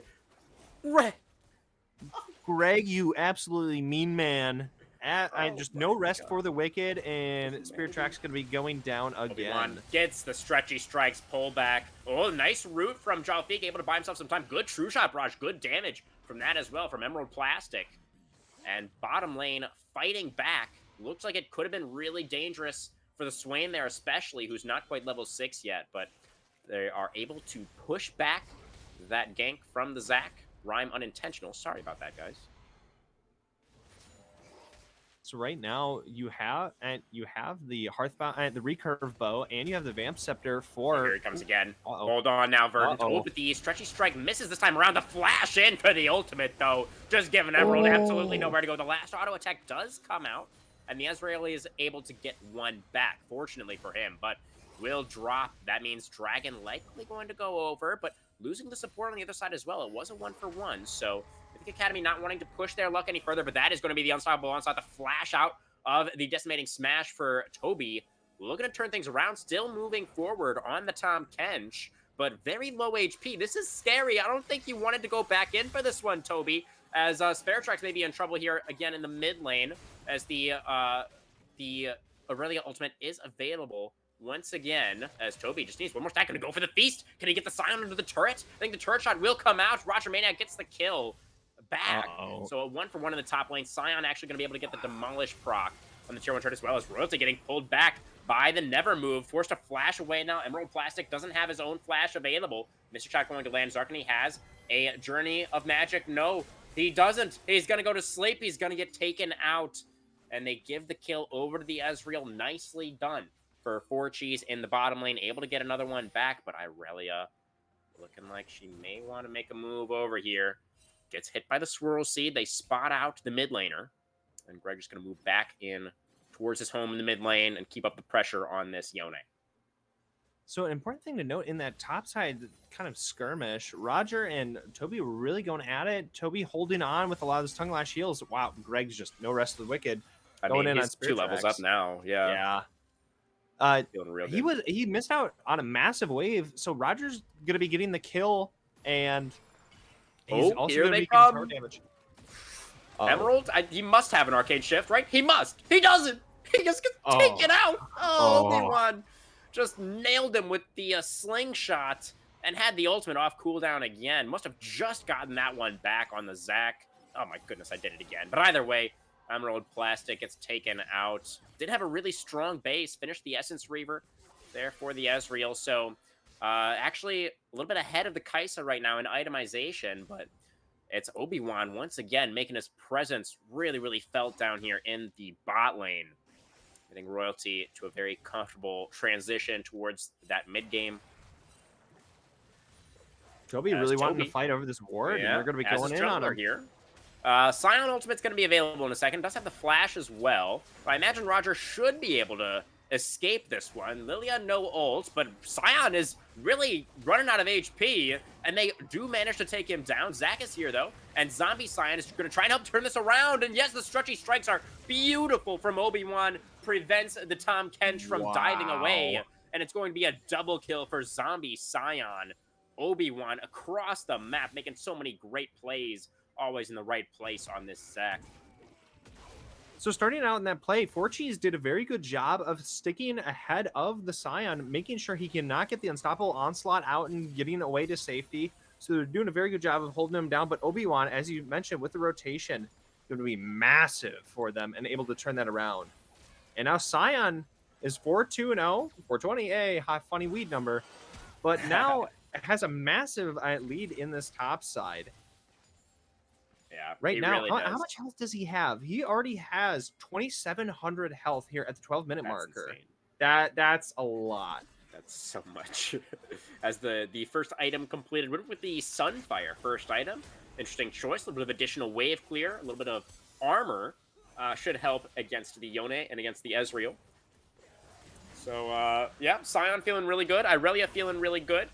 Obi-Wan going to be able to lock down the Rift Herald, but it is a trade as White Lion is able to pick up the first dragon on the other side of Royalty. Dodges the never move. He's going to be okay. As the Yone does get jumped on by Zac in the mid lane, but is able to dodge away, I do believe. As look at how much health the Scion has. It's nuts. Like the Tom Kench is also tanky, but he's got like half the health bar of this Scion right now. And right now, an important thing to note is that you have the Sunfire Aegis on the side of Roger. And Roger's just going to be slowly burning you down. Yeah, let's trade for auto. I don't care. He's happy about that trade. As here comes Zarkany into the bottom lane. Going to drop the Ignite onto Swain immediately.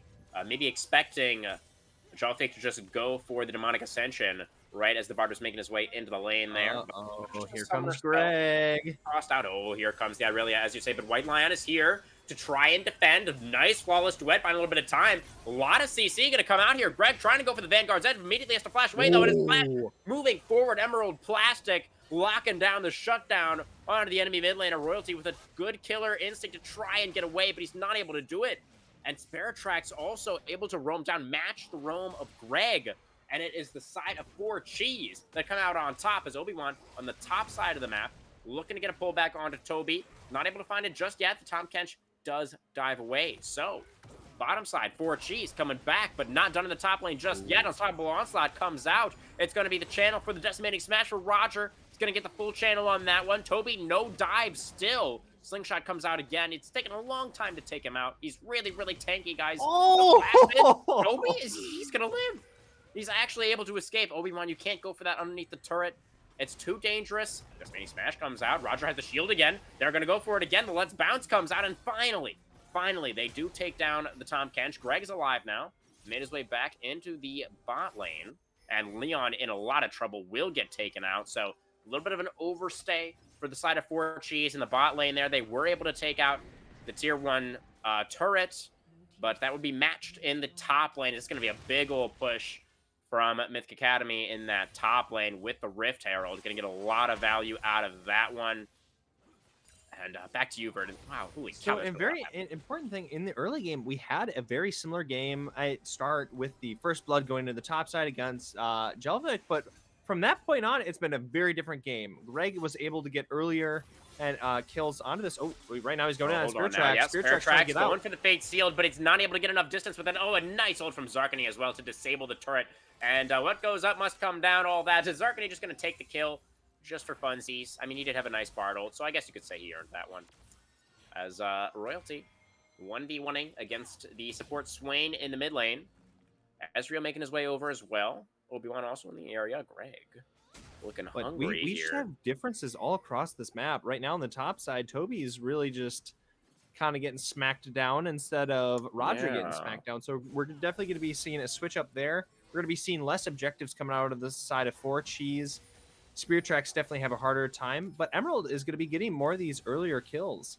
Going to be doing a good job instead of them getting killed twice in the bot lane from some of these earlier ganks. So this game is progressing very differently. Oh, look at that damage. Yeah, huge power spike right now for the Ezreal, sitting on Essence Reaver, Mana Moon, or Muramana, excuse me, already transformed. There, the mana item for Ezreal. So Emerald Plastic really pumping out the DPS at the moment. But it's going to be Greg in the bot lane, able to claim a tier 1, a little bit more gold in the pockets of Mythic Academy. If we just look at the scoreboard, Mythic Academy, you know, pretty comfortably ahead again here in game 2, but that scoreboard really doesn't tell the whole story, as Obi-Wan almost just getting destroyed underneath the turret there. The Emerald's just putting on so much pressure right now in the mid lane. So, big thing. Oh, actually, Okay, yeah, just a second there, Verdant. We do have the Unstoppable Onslaught, and he's out of there. What were you saying? Right now, Ezreal was able to get that pair of items at the 16-minute mark, actually a little bit earlier before then. Yeah. Oh, so the Abyssal Dive going to land. Toby going to take a couple of turret shots for this one. Does have the Devour. Going to go ahead and cast that on the Scion. Roger running very, very low now on HP. Does get the Decimating Smash, but then does get shut down. And I don't think Zombie Scion is going to find too much value this time around. It's just going to burn down, trying to get a little bit of this minion wave. But yes, you were saying the Ezreal, very strong. And Ezreal just cranking out a lot of this damage, able to poke from afar. And if they're unable to get onto him, they really just are not giving you any time, Verdant. I'm so sorry, as Bard is going to get taken out by the True Shot Barrage. Swain getting traded back, both supports down at the beginning of this one. Midwave pushed in. Dragging to a live Spare Tracks, looking for it over the wall. Fate Seal, onto all 3! That's insane from the Yone. Can he get the kills, though? He does get one onto the Aurelia. That's the most important one. As the Zac now has the slingshot, trying to get over the wall, but he's straight into the Lilia. And it's going to be Emerald Plastic, able to take out the Kaisa, gets himself the double. And just like that, for Cheese, a massive swing for them. They're going to be able to pick up their second dragon. Absolutely huge fight win. So right there, they were looking at a 3K gold deficit across the board, and they were able to get the kill on the top side. Ezreal was able to get a triple kill in the mid lane, and Spirit Tracks was able to pick up a big shutdown onto Irelia, and this is going to really turn around this game. But Sion's going to be coming down with the Heartsteel, going to be picking up a massive shutdown. Roger's a really big boy. Can White Lion land the smite? 900 damage on the smite right now, and he didn't get the dragon low enough. Swain over the wall, can't get it. It's Greg teleporting in that secures the objective. Oh dear. I feel like White Lion, if he just had a little bit of help, if he just had somebody landing a little bit more damage onto the dragon, he would have been able to lock it down. But it is the contest that comes through just in time for Mythic. This is just an absolutely just amazing tit for tat. But now we have Roger, who is going to be moving away from the top lane. You know what? I abused Toby enough. I'm moving around, and he picks up this double kill on the bot side, and he got the 850 gold shutdown onto Emerald. So he's just going to scale even harder, and he's 11. Oh, right now we're fighting. Close to wet land. Spare Track still losing out to the Irelia in the 1v1. Trying to go for the Fade Sealed, but still has to go back to the body. A little bit of a misplay there. Might not matter, as now Emerald Plastic is here. Nice sidestep for Greg, but the Ezreal just does too much damage. He's too far ahead right now. Over on the top side, though, I'll take the Blast Cone. He's out of there. Clean from the Swain. Wow, just getting out. Maybe the W from downtown, from Royalty, maybe? Nope. All right, we're not going to see it. Uh-oh, Spirit Tracks, welcome to the lane. Teleport into a big ol' smash, and that's the Yone going to be in some trouble as a very aggressive flash forward for Obi-Wan underneath the turret. Zac going to get cleaned up here. Herald will charge in into that tier 1. Oh, Roger flashing over the wall, not going to let that Yone escape. And Roger an absolute menace on this Scion, but that's going to be a very sleepy Bard. And the knockup comes through from the Abyssal Dive, gets the kill. Nice Killer Instinct, dodges away on the True Shot Barrage. Beast comes out to keep the Lilia alive. One more lick will get the stun. And that's going to be Emerald Plastic with the auto attack to lock down the kill. Nicely played from Toby to set that one up. And nice from Emerald to knock it down. Toby reading Royalty's heart and soul right there. Just knew the dodge, hit him with the tongue lash, getting the stun off. Well played there. Yeah, really clean. Definitely 4Cheese fighting back strong, but they do still have to deal with this Scion, who is just split pushing the ever-loving crap out of this side lane. Gets another decimating smash down onto the Lilia. And does have the ultimate still, so really not in any danger at the moment whatsoever. As, oh, nice arcane shift to get away from the very scary still Irelia, who is almost a shield bow. When Greg has shield bow, that's going to be a pretty big spike for him. So Roger now has 3 items. He has the cull finished. Yeah. How do you contest with that? And like, how do you peel that thing, or how do you even stop him from splitting at this point? Who do you put on him? Well, you kind of have to send the whole team there. Verdant is kind of what you have to do. And you kind of have to come at him from different angles also, because if you come at him from just one angle, he's gonna go charge and he's gonna run away really fast. So, yeah, it's really tough. He's just gonna be really the only problem, I think, at this point in the game for the side of 4Cheese. I mean, Greg has the potential to become a problem, definitely. And you know, Obi-Wan, everybody's still a threat, of course, for sure. But the side of 4Cheese, the last couple of fights definitely gone their way. Very unfortunate that they missed out on that last dragon. Although we do just have Chemtech Soul this game, so maybe Dragon Soul not necessarily going to have the highest of impacts. Like it was such a huge point of contention in our previous game, really kind of defined how that one played out. This time around, maybe not going to be so much the case. So we're jockeying for Baron vision at the moment. So right now we're just going to be kind of poking out, trying to get some vision before an early Baron. But, oh, Toby looking in trouble here. Greg going to be going all in. He's tanky. I don't know if he's tanky enough. He does still have the Abyssal Dive, I think. Going to go for it now after he gets the stun. Pretty nice. Should be able to escape now. Vanguard's Edge already used. Greg does still have the flash, but it's going to be hard to really DPS down the Catfish. He is tanky enough, as it turns out. His hunger's been abated for now. We're gonna run away and tuck our tail between our legs. Yeah, Irelia is just she is not the prey right now. She is the predator, and she is looking for the Catfish once again, looking for a little bit of a fish dinner. Going to get devoured first, but looking to be the one doing the eating in the end. But another stun could come through from Toby. Oh, and it's going to be Greg forced to back away. Baron is started, though. Look at this. Multiple numbers committed to the bottom side, and it is Mythic Academy straight onto the objective. It's not the fastest Baron. Lilia is making her way over here. Baron's still at about 50% HP. And I think they may have to go for the turn. Spare Tracks get a nice double knock up there. As, oh dear, Royalty in trouble off on the side. They're going to have to peel off to keep Lilia out of the pit. Royalty forced to flash out of the back of the Baron pit. He's too low. Cannot take any damage from the Baron. And nicely done from 4Cheese to be able to stop the objective take. Jolfik now into the thick of things with the Demonic Ascension. Obi-Wan running out of HP. Mystic shot over the wall. Zac into the passive, but Swain already taken out. And Fate sealed over the top. And Greg is taken down. Oh, the Zac is going to get finished off by the True Shot Barrage. And it is 4Cheese coming out in the fight ahead once again. A little bit of an over-eager Baron start there, perhaps, for Mythic. And it's going to be the 2-for-1 in the fight. Nothing else doing for now. So for that, let's kind of peel this back. You have Kaisu, who does a lot of max HP damage that goes onto the Baron, but I think you need Greg and Royalty to really be able to get this down. But Obi-Wan and Roger, they do a fair bit of damage, but not going to be enough to just get it out quickly. And they lost a lot of the resistances before that fight. And I mean, then we saw Royalty getting very, very low and having to flash over the Baron wall there. And having to go home, leave the fight, and it just left it to really Greg to be the majority of the damage, but they were unable to do anything, and they overall lost that. Yeah. They did lose the dragon as well, but not the end of the world just yet. We do have the item spike. 2-item spike has come through for the Irelia with the shield bow completion.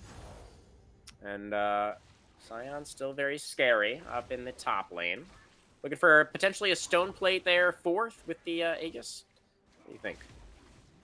So right now we also have Ezreal at 3 items here. Has the component for Yeah. the as a component for the 4th. Has a stopwatch Ah. here, so we could definitely see a really big and play from Plastic here. The Mythicless Ezreal. Definitely a solid build. 10, 3, and 4 right now. Over the wall he Ooh. goes with the Arcane Jet. True Oh, Shot Barrage. Ooh, oh, does land it, but Zarkany, just with about 100 health left, able to survive. Just barely. Here comes the Scion. The Onslaught is unstoppable. Sparatrax in some trouble here. Has Q3. Able to avoid the knock-up from the Smash. Shield Bow popped, though. Could be in trouble underneath this turret if he decides to stick around. As many Smash, it's coming out. Roger Maniac with the shield, then he's gonna be able to get the minion auto. I'm like the minion auto. Oh, the flash for the yell, and he can't quite find it. If he had yelled onto a minion, the minion would have finished off the Yone as it flew through him. But in the end, it's gonna be the Baron. Oh, Zach, does he know he has vision? He gets in the pit. He's a second too late. As the smite is good from White Line, secures the objective. Here comes Toby now over the wall, and Zach is already taken out. Royalty trying to walk back for the journey, but he's not able to take it. And a couple of quick kills now going the way of 4Gs plus the Baron. They're in a great position now. It's Roger trying to put the pressure on in the sideline. Sparatrax, though, trying to outplay him underneath the turret. It's going to be Roger eventually is able to get the kill, but Jolfik has come back on the swing to defend. And Roger is not going to be able to outplay this one, I think. Doesn't really have anything left. Going to get taken out. Swain picking up the shutdown. And now with the Baron in tow, 4 kills. Going over to 4 Cheese as well. 1 kill for each Cheese in this one, Verdant. And they're looking pretty good now in this second game. Absolutely. We've just seen a lot of gold swings throughout this game. For time being there, it was kind of looking quite rough for 4Cheese, but now they're going to be ahead on gold, and really, Ezreal is just massive, having 4 items now at this point. Still has the stopwatch, and as you mentioned before, he does not have a Mythic. However, there are some notable exceptions to champions where you can kind of just play without a Mythic. I think Ezreal and Gangplank are kind of big names for that. I mean, I think Scion starting out where he went for the Aegis and to help his clear versus the Heartsteel to try to scale faster. I think there's times where you want to go for that, but oh, absolutely, and it's working out really beautifully for Emerald Plastic in this one. The build is he's really doing a whole lot of work with this one. Feeling very very good about the performance here in game 2. For the 4Cheese marksman, as Tom Kench is going to get jumped on. He's going to be slingshot upon by Obi-Wan. Going to get smashed now as well by the Scion. But they just don't have the damage, Verdant. The Tom Kench has reached peak tankiness, and this is kind of what I was concerned about, you know, even coming out of the drafting phase, is eventually, you know, when you just have the double tank top side and all this physical damage, you know, Tom Kench is going to build a Jack Show and a Thorn Mail, and then he's never going to die. And Roger Maniac, also extremely tanky, trying to do his very best imitation of the turret, see if they can confuse the two and auto-attack the Scion instead of the structure, but they're not going to be fooled. Turret in trouble, and also it's Toby, though, running pretty low as well. Lilian going to get some good value here, as will the Swain Greg forced back at the beginning of this fight. There's just too much health, there are too many resistances, there's too much of a gold lead for the side of 4Gs. They're just going to roll over the top of them. That was not the place to make your stand, Mythic. They are going to get completely wiped. The clean ace comes through for 4Cheese as we move towards game 3. Yeah, right now, I think this is game. Just kind of looking at the velocity they have towards and through this mid lane, they're going to be able to chunk through these towers pretty quickly. It's over. Ezreal has armor pen. Yeah, this is going to be it. Unless Zach pulls something crazy out, but it's not looking so good. No, sir, Verdant. The Nexus is going to be destroyed. No doubt in my mind. There she goes. And 29, just under 30 minutes for Cheese with, in the end, actually, I would say a fairly convincing win here in their second game of the night. Well, I just saw the hull breaker on the Scion at the end of the game there. Yeah, too little, too late. Yeah, you know, I do think that maybe if Roger had fully committed to the split push a little bit earlier on, I do think there could have been an angle there. But also, you know, not a ton of wave clear on the rest of the squad. You've got Irelia mid, Kaisa is your AD carry. It's kind of tough to defend against all of this dive potential as well that had been drafted by the side of Four Cheese. So I do think in my opinion it was a little bit of a draft diff. But really, I mean, it was incredibly well played by Emerald Plastic in the bottom lane to kind of smurf it up on this Ezreal, and by far had the most damage in this game. 43,000. Second most was actually the Scion. Roger was right around 35K, but Emerald Plastic really making his mark on this series tonight. I think Emerald Plastic, uncontested, top player that game for Four Cheese. What would you say for the side of I'm sorry, Mythic? I would say that I think it just also kind of uncontested goes to the Scion in the top lane. I think so. I mean, Greg had a great start, had a couple of kills early on in the mid lane, right? But as we move towards the later stages, wasn't really able to make a huge impact in either the side lane or the team fights. Kind of got stuffed a little bit on the Irelia. Too much CC, I guess, just too many resistances for the side of Four Cheese, where the Irelia just wasn't able to get it done in that one. But yeah, I mean, it was definitely well played by Roger. Wasn't quite enough, and really strong bounce back from Four Cheese.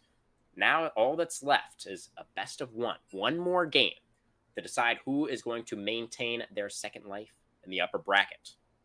I think we're going to go to a short break here while we get set up for game 3, but don't go anywhere, guys. You don't want to miss the end of this one.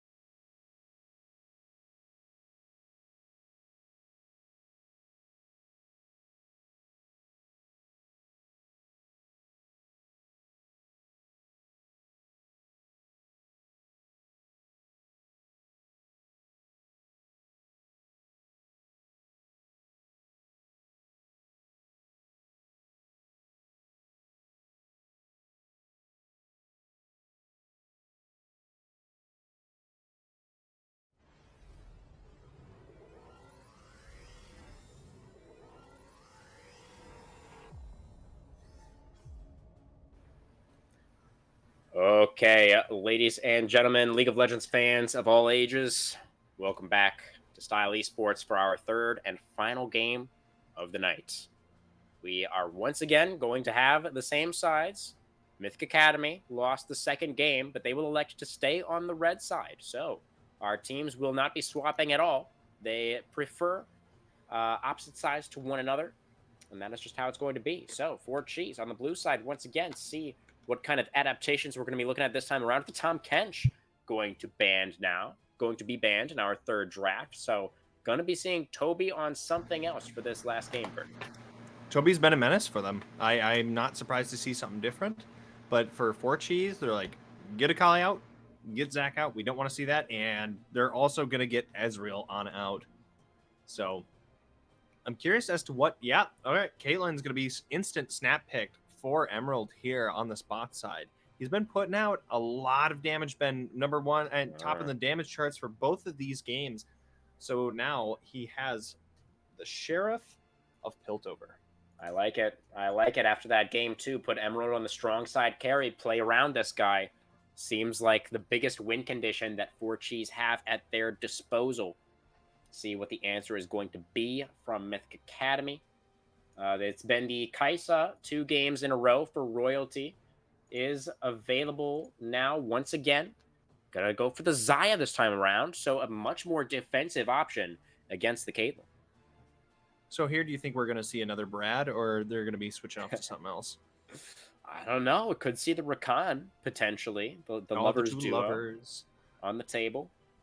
Can be a little bit difficult because really, the Xayah Rakan, generally speaking, not necessarily at like level 1 or level 2, but once they get a few levels under their belt, they do like to try and play aggressively in the lane, which can be pretty tough to do against Caitlyn.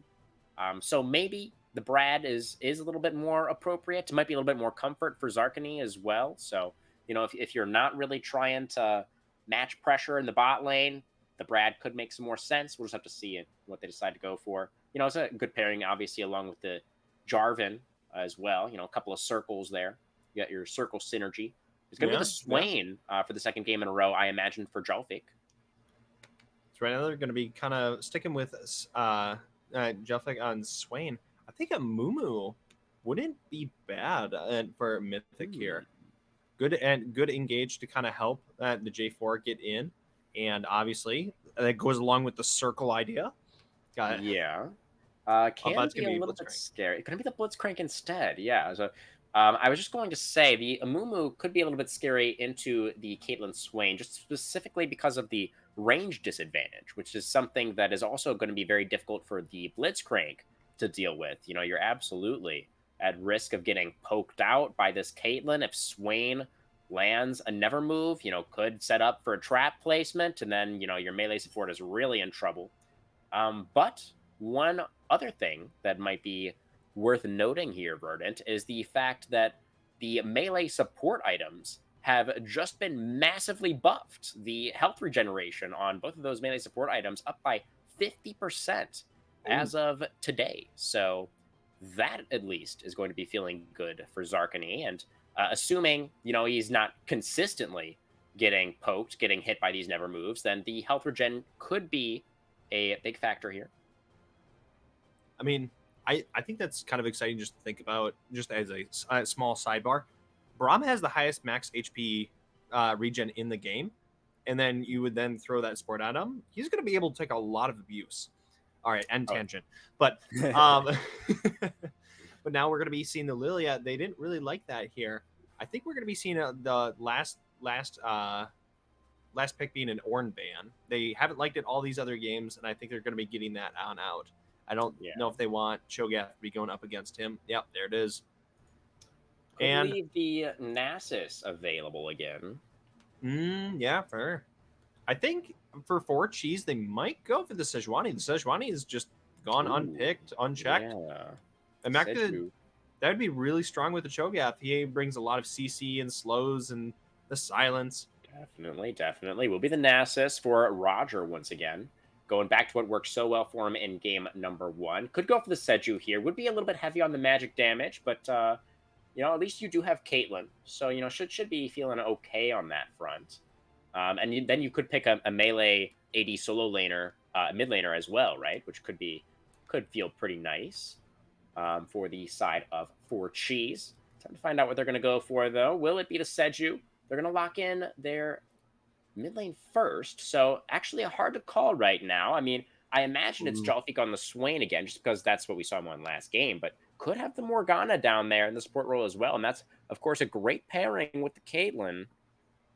I would actually think that's Jellic on the Morgana. Caitlyn Morgana is Yeah. one of the most iconic bot lane duos, and it's easier to land the Yordle Snap Trap on Morgana route than it is on Swain Yeah, pull. for sure, for sure.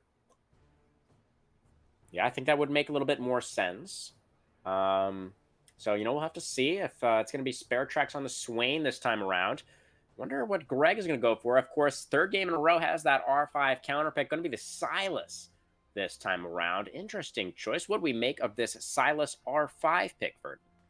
Okay, so for ultimates, I think Swain ultimate's a good one to take. Morgana, that one's okay. Yeah, Xin Zhao's is not bad to take. Shove everyone out except for the okay. target. Cho'Gath, that's kind of a meme. I mean, it's definitely nice to eat somebody and get a little bit of max health, but it's not going to be. You're not going to Yeah. scale hard enough off of it. And Caitlyn R, that's not that good. It has 80 scaling, so I think it's kind of a lukewarm pick. I don't think it's gonna go absolutely nutty. I mean, if he gets a massive lead and then he steals the Swain ult and then it's a big, long, drawn out fight, Silas is gonna go crazy. But I don't foresee the Silas being able to steal something really important here outside of that. Yeah, I agree. I'm feeling kind of meh about the Silas pick. I do. I mean, there's probably some pretty decent AP scaling on the Cho'Gath ult. So, once Silas has a couple of items, that could honestly be pretty scary to go up against. Especially if you're kind of one of these squishier frontliners like a Xin Zhao or a Morgana walking up to try and land a binding or something. Could be good. And I do think that the Silas pairs pretty well alongside the Jarvan. Also gives you a lot of like early mid game skirmishing power that you can Mhm. use to try and take over the map. But yeah, I don't know. I don't know how the Silas is going to work out. I mean, Greg has really impressed us so far tonight, so I'm kind of Absolutely. inclined to trust him on this one and just see what he's able to make happen with it. I think an important thing here, Swain obviously being a mobile is going to have a very tough time into a Silas, having the double dash, being able to get on top of Swain, definitely in this early game, and can put out a lot of damage. So I think that Spare Tracks really has to be on his toes here, or otherwise he could be giving out some early kills to Silas, and Silas can roam quite easily. So Oh this is going to yeah. be really, really tough for them. I mean, in game one, having Akali then on Greg, he was able to get a lot of roams off and get a lot of work done with Obi-Wan. So we True. could see a possible repeat of that in this game. Definitely true. You're absolutely right. That is what brought Mythic Academy so much success in that first game was the mid jungle roaming around the map, making all of those plays, and they absolutely have some great champions picked up to do that once again here potentially. As opposed to the Zac and the Irelia, not necessarily the 2v2 skirmishing duo that you would dream about. Jarvan Silas, I think, much more threatening, especially in the earlier parts of the game. And they have the Blitzcrank as well, a bit of a wild card thrown into the mix. Not to say that Bard isn't a wild card, because I mean he is one also. I don't Yeah. mean to disrespect Brad like that, but the Blitzcrank certainly a very dynamic option that could have a big impact on this game, or no impact at all. The duality of Blitzcrank, right? So right now, you have Morgana and Caitlyn in the bot lane, a good strong one. Okay, I'm guessing we'll see here shortly, but Yeah. I'm guessing it's going to be Morgana and Caitlyn in the bot lane. It's going to really, really, if it is, they have to be very smart about their Black Shield timer or getting the Caitlyn E dash away to make sure that the Blitzcrank does not get the grab or be able to just run up and knock him up and be able to just get a flash get a hook return to that. Right. Because Blitzcrank could throw a big wrench in a lot of these things, but Morgana just has to be on their toes and really land these black shields to make it work. And here's the other thing I think to consider, specifically regarding the Crank, is he actually doesn't really have many good targets, does he? On the side of 4G's blend. Hooking in a Cho'Gath? No thanks. Swain? Nah, I'd rather not. Um, Xin you can burst out the Xin potentially, but if he has the Crescent Guard available, then he's going to be able to create a lot of space, create a lot of chaos, potentially right in the middle of your team, which is also not necessarily what you want. And even Morgana, pulling her in could set her up for a really nice Soul Shackle. So, the Blitzcrank is going to have to choose his moments very, very carefully, I think, and he's going to have really specific aim in who he is actually grabbing, or things could go sideways pretty rapidly. Or counteroffer. We hook the Cho'Gath immediately. Cho'Gath silence all of us, and then just the fight goes to disaster. No. Like a trade deal meme. Like, Oh yeah. we receive Blitzcrank or Cho'Gath rather, and you receive our Nexus. Deal. Yeah, so that's gonna be Morgana Caitlyn on the bot side of the map. They're guaranteed Yes. for us. You called it.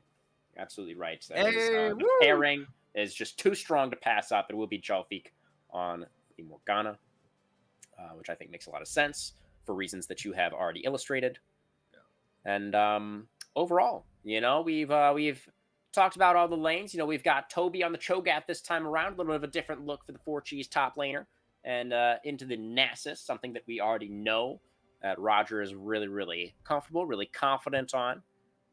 Overall, what do you make of these drafts? Do you think one of our teams has managed to find themselves an advantage in this all-important deciding game 3? All right. I think I give the advantage to 4Cheese here. You have Cho'Gath and Nasus who are just gonna kind of in some ways again shake hands, but I think Cho'Gath is just gonna be able to become tanky and just really have a lot of health this game. So he'll be a great frontliner for him. Swain obviously able to kind of stand onto the front line and kind of help some of these dives and Xin Zhao is, I think, going to be an important kind of way to peel some of these and just kind of frontline options for the side of Mythic. You have J4 possibly diving in, you have Silas diving in, and you're able to just get all of those away with Xin Zhao with the ultimate there. So I think that could be quite strong.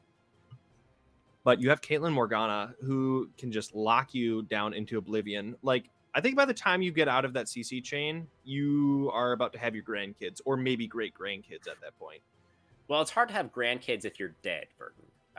Which in vitro fertilization? I don't know. Maybe. Well, science is crazy these days. No. Yeah. I mean, if we're really getting into the weeds here, then Blitzcrank. I don't know if it's even possible for Blitzcrank to have kids. I mean, I don't really think that's a thing. But who am I to say? Technology's coming really far. Yeah. I mean, it's a very advanced robot. He has a very long arm. Who knows what else he's capable of? Yeah, really. Some Rule 34 stuff, I'm sure. Anyways, I do think I agree with you overall. The composition for 4G's blend seems pretty powerful. They've got a lot of tank drafted for themselves. Once again, here's some really phenomenal front line to do that soaking of the damage of the engage for Emerald Plastic, who is once again put in a position where he should be able to carry this game, theoretically. And actually, on the side of Mythic Academy, there are some sort of similar issues to what I didn't like about their previous draft. Silas, the only magic damage, and he's not going to really be scaling extraordinarily well into the late game. When Cho'Gath gets really, really tanky, when Swain gets really tanky, it's mid lane Swain as well, so higher economy on the Birdman. And Silas could definitely struggle to get through those health bars. But, Xayah, Nasus, pretty good scaling. Maybe if they can make it to late game, they can make something happen. But I do think I also like 4Cheese's comp a little bit better. See if they're going to get the reverse sweep tonight and push out Mythic Academy. Remember, Mythic Academy, the 3rd seed, I believe, should have been favored rather in tonight's match. But as we've already seen, these two teams really closely matched, and 4Cheese may be able to take the upset. Don't go anywhere. We will be right back onto the Rift for game 3. See you soon.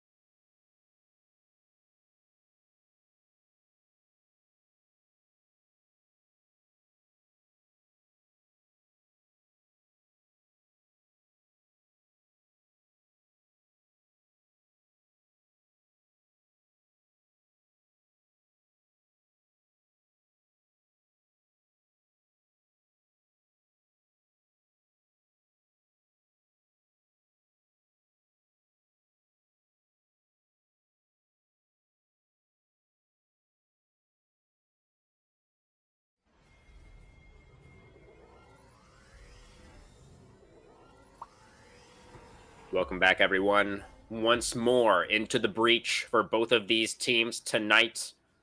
It was Mythic Academy taking game one from the red side. Roger on his Nasus.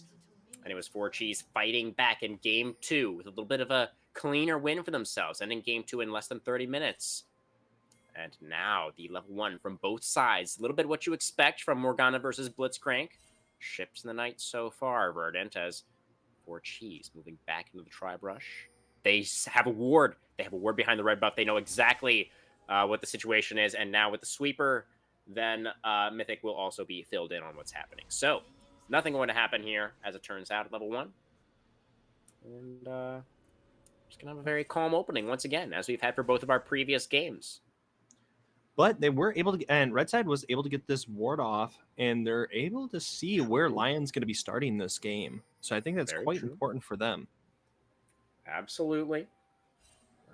See what they're going to be able to do with that information. You know, Xin Zhao potentially then pathing towards the top side of the map, starting on his own red buff, but can't necessarily assume that with 100% certainty if you are the Mythic bottom lane. So Go ahead. right now, Blitzcrank is trying to position himself to go for a possible 2 spike where you don't have the black shield, and that could be kind of his only window to secure a possible kill on the bot side or get out a lot of summoners. And right now they're going to be pushing up. Yeah, absolutely. As I was kind of talking about in the champ select, Blitzcrank's job not going to be very easy this game. Could find a hard time. Oh, Xin Zhao. Oh, White Lion. He's thinking about it. He's in the tribe rush. There's no vision here for Mythic. That's going to be the chains landing in the mid lane for Greg. Getting a very nice trade out. Able to avoid taking the turret shot. So, big win there for the Silas. And Xin Zhao decided not to go for it. So, back to the clear, but a little bit behind Obi-Wan now in terms of the actual clear speed. Jarvan already finishing up his 4th camp. Xin Zhao just gets started on number 3. Right now, and Obi-Wan's taking a fair chunk of damage, but he's pathing towards the bot side, and right now the lane is fairly shoved in, so it's going to be hard for him to get a kill, but... Greg finding the chains again there. Dodging out on the Vision of Empire as well. Trying to avoid giving over too many of those stacks to Swain early on here. Want to delay Spare Tracks getting to that really tanky, unkillable demon form for as long as possible. Because that is when things are going to get really, really difficult for this Mythic opposition to start finding lands. But the Piltover Peacemaker does not. From downtown, catching royalty there on that route. Nice job there, Jelfic. Yeah. Okay, Obi-Wan here. A nice black shield from Jalfik. Perfectly timed. But the hook, no black shield for the Caitlyn now, but it will be the first blood on the enemy jungler. Emerald Plastic having to flash away now. Blade Caller is good. Royalty, a couple more autos. Oh, but another binding. It comes back off cooldown. And it is the 4Cheese support popping off in the early game. The Glacial Augment was able to reduce the damage there, and Royalty unable to pick up the kill, but right now Greg's going to be going down Spirit Tracks. Missed him that time. I think first chains that have gone wide for Greg so far this game. Could have even been a kill if he'd landed that one, but not quite able to find it. Huge play in the bot side for 4Cheese. Unfortunate that Emerald was not able to pick up either one of those kills, but certainly I think you'll still take that one if you're a 4Cheese I think fan. I think he prefers life to death. Oh yeah, probably. I would if I was him. Yeah. But right now, in the top side, Toby with these Warple spikes really putting in a lot of damage onto Roger. But, ooh, yeah. Greg. Oh, chains going just wide again there. Vision of Empire, I think also just barely going to miss. Here comes Obi-Wan. He's active in the early game. This is exactly what you want out of your Jarvan player. Nice rupture onto 2, though. Toby trying to buy as much time as possible, but there is no help coming. And Roger's going to go ahead and pop the ghost just to make sure. Another rupture? There's no way. There's no way. Oh my God! Toby makes it out of the double rupture. Oh my goodness, so well played from Toby. And honestly, Toby's just doing a really good job in the top side. They're extending out. He's extending out a lot of these plays, and he's gotten away multiple times in these games. But now J4 is going to be looking to kind of stay around the top side. Obi-Wan really wants to help Roger get into this game because the big dog is a win condition. Wow, that black These shield. black shields have been absolutely flawless so far from Jelfik. The Thresh, incredibly clean in game 1. Really impressive in game 2 also, and now in the Morgana already. This guy is really cracked at the support position. But yes, this is going to be the first dragon of the game that is going to be secured by 4Cheese. They have this early advantage in the bottom lane, and they saw Jarvan on the top side as well. So great call to go for that early objective. Jarvan now looking towards mid. Swain doesn't have level 6 yet, and Jarvan does have Flash, so definitely a possibility here. There he goes. But Swain just now taking over to 6. Gets the double never move into the turret. Greg taking 2 turret shots. And the R2 activation comes through. And one more of the Death's Hand. Sparatrack able to turn things around. And in the bot lane, it is more kills going over to 4Cheese. They are winning out across the map now, Verdant. And this might be the least competitive of the 3 games we've had tonight. Absolutely. That demonic ascension in the mid lane really turning that around and getting the double E pull. Caitlyn lane too? Oh my god. Yeah. Is this a Caitlyn lane or is this a Morgana lane? She's got 3 kills. She's wearing the pants in this lane. Let's be real. Fair enough. Fair enough. But I do think that Caitlyn's going to be getting paid as well as these turret plates do go over. Greg is very upset about how this early game has gone so far. And going to let Sparatrax know how he feels. But Sparatrax not really going to care too much at this time. Hey, I got a free kill. I baited your jungler, absorbed a lot of pressure, and yeah, I'm gonna go get my items now. See ya in a bit. What do you think is going to be the mythic of choice for Sparatrax in this one? Swain, I think, has a couple that he could go for. Leandri's obviously the most common. What are you thinking? I think that I think it is gonna go to Leandri's. I mean, you do have a few options with the Lost Chapter, but I don't think we're going to be seeing a Luden's share. Is Everfrost? Everfrost as well. I'm like Everfrost is a possible close second. A lot of melees play into. I think it'll go to Leandri's, and then I think you go Rylai's second item, and then you have a lot of these champions that want to get kind of dive into you with the Sylas and J4, and if you slow them into oblivion with the Demonic Ascension, they're going to have a really hard time. Yeah, I think that makes a lot of sense. As White Lion is here, but Swain not able to set anything up just yet. And Blitzcrank is in top lane, which is very exciting. He's going to Hex Splash in. There he goes. He's very fast, but he's going to get ruptured again. Oh, but he does still land the hook. Really nice wither from Roger to set up for the hook to come through. And a rupture again. Toby just doesn't miss these. He actually just doesn't miss these. But the Ghost going to be committed again. And one more bonk from the big dog. Means that it's going to be Mythic Academy on the board. But Blitzcrank in the top lane means that Royalty's all alone in bot. Absolutely flawlessly played from the 4Cheese bot duo as Jelfik picks up the turret aggro, goes golden to drop in an emerald, is handed the kill on a silver platter. When going on perfect timing in the runes, is able to get 3 kills in the early game, has the stopwatch incredibly fast into this game, and then is just able to go for that play for free. Gonna get the knock up. Demonic Ascension available, though, for Sparatrax, who is very strong, able to fight back even in the 1v2, able to keep the tick-tick going, able to stay in bird form for a little bit longer. And it's going to be the Blitzcrank just forced to back away, and look at this bot lane, man. Look, oh my god. It's 9 minutes. 9 minutes, Verdant. Tasty Towers. Tasty Towers. I think, my word. Okay, so game 1, I think in every game so far, 4Cheese has been able to take this bot lane tower first. So they are just absolutely merciless on this bot lane. Yeah, Jarvan, Obi-Wan was able to lock down Shelly in exchange for all of this bot pressure. That was beautiful from Obi-Wan. He set that up so well. The EQ flash. Oh, they absolutely nails it. But Royalty, you really shouldn't have even been there, my friends. Unfortunately, that turret was already gone. You had no business trying to defend that one. Xayah going to get over another kill in the bot lane.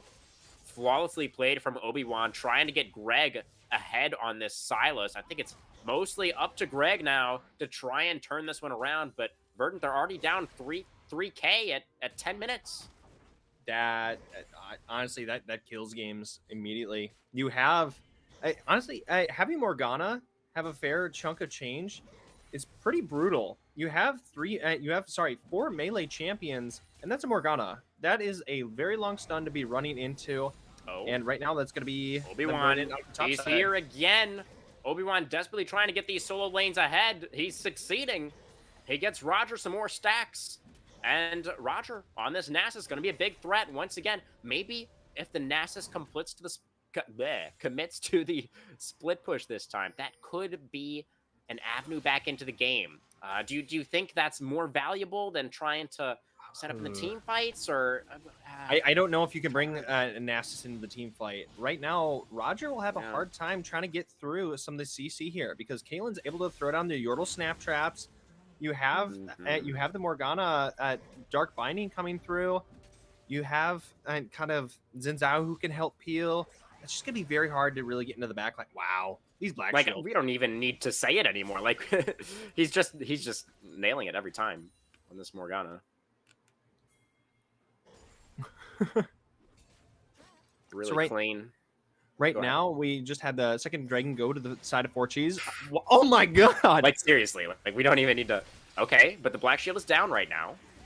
And White Lion is very deep. It's going to be the EQ out for Obi-Wan. Soul Shackles come out. Good damage. It's going to be 4Cheese with the higher health bars for the most part.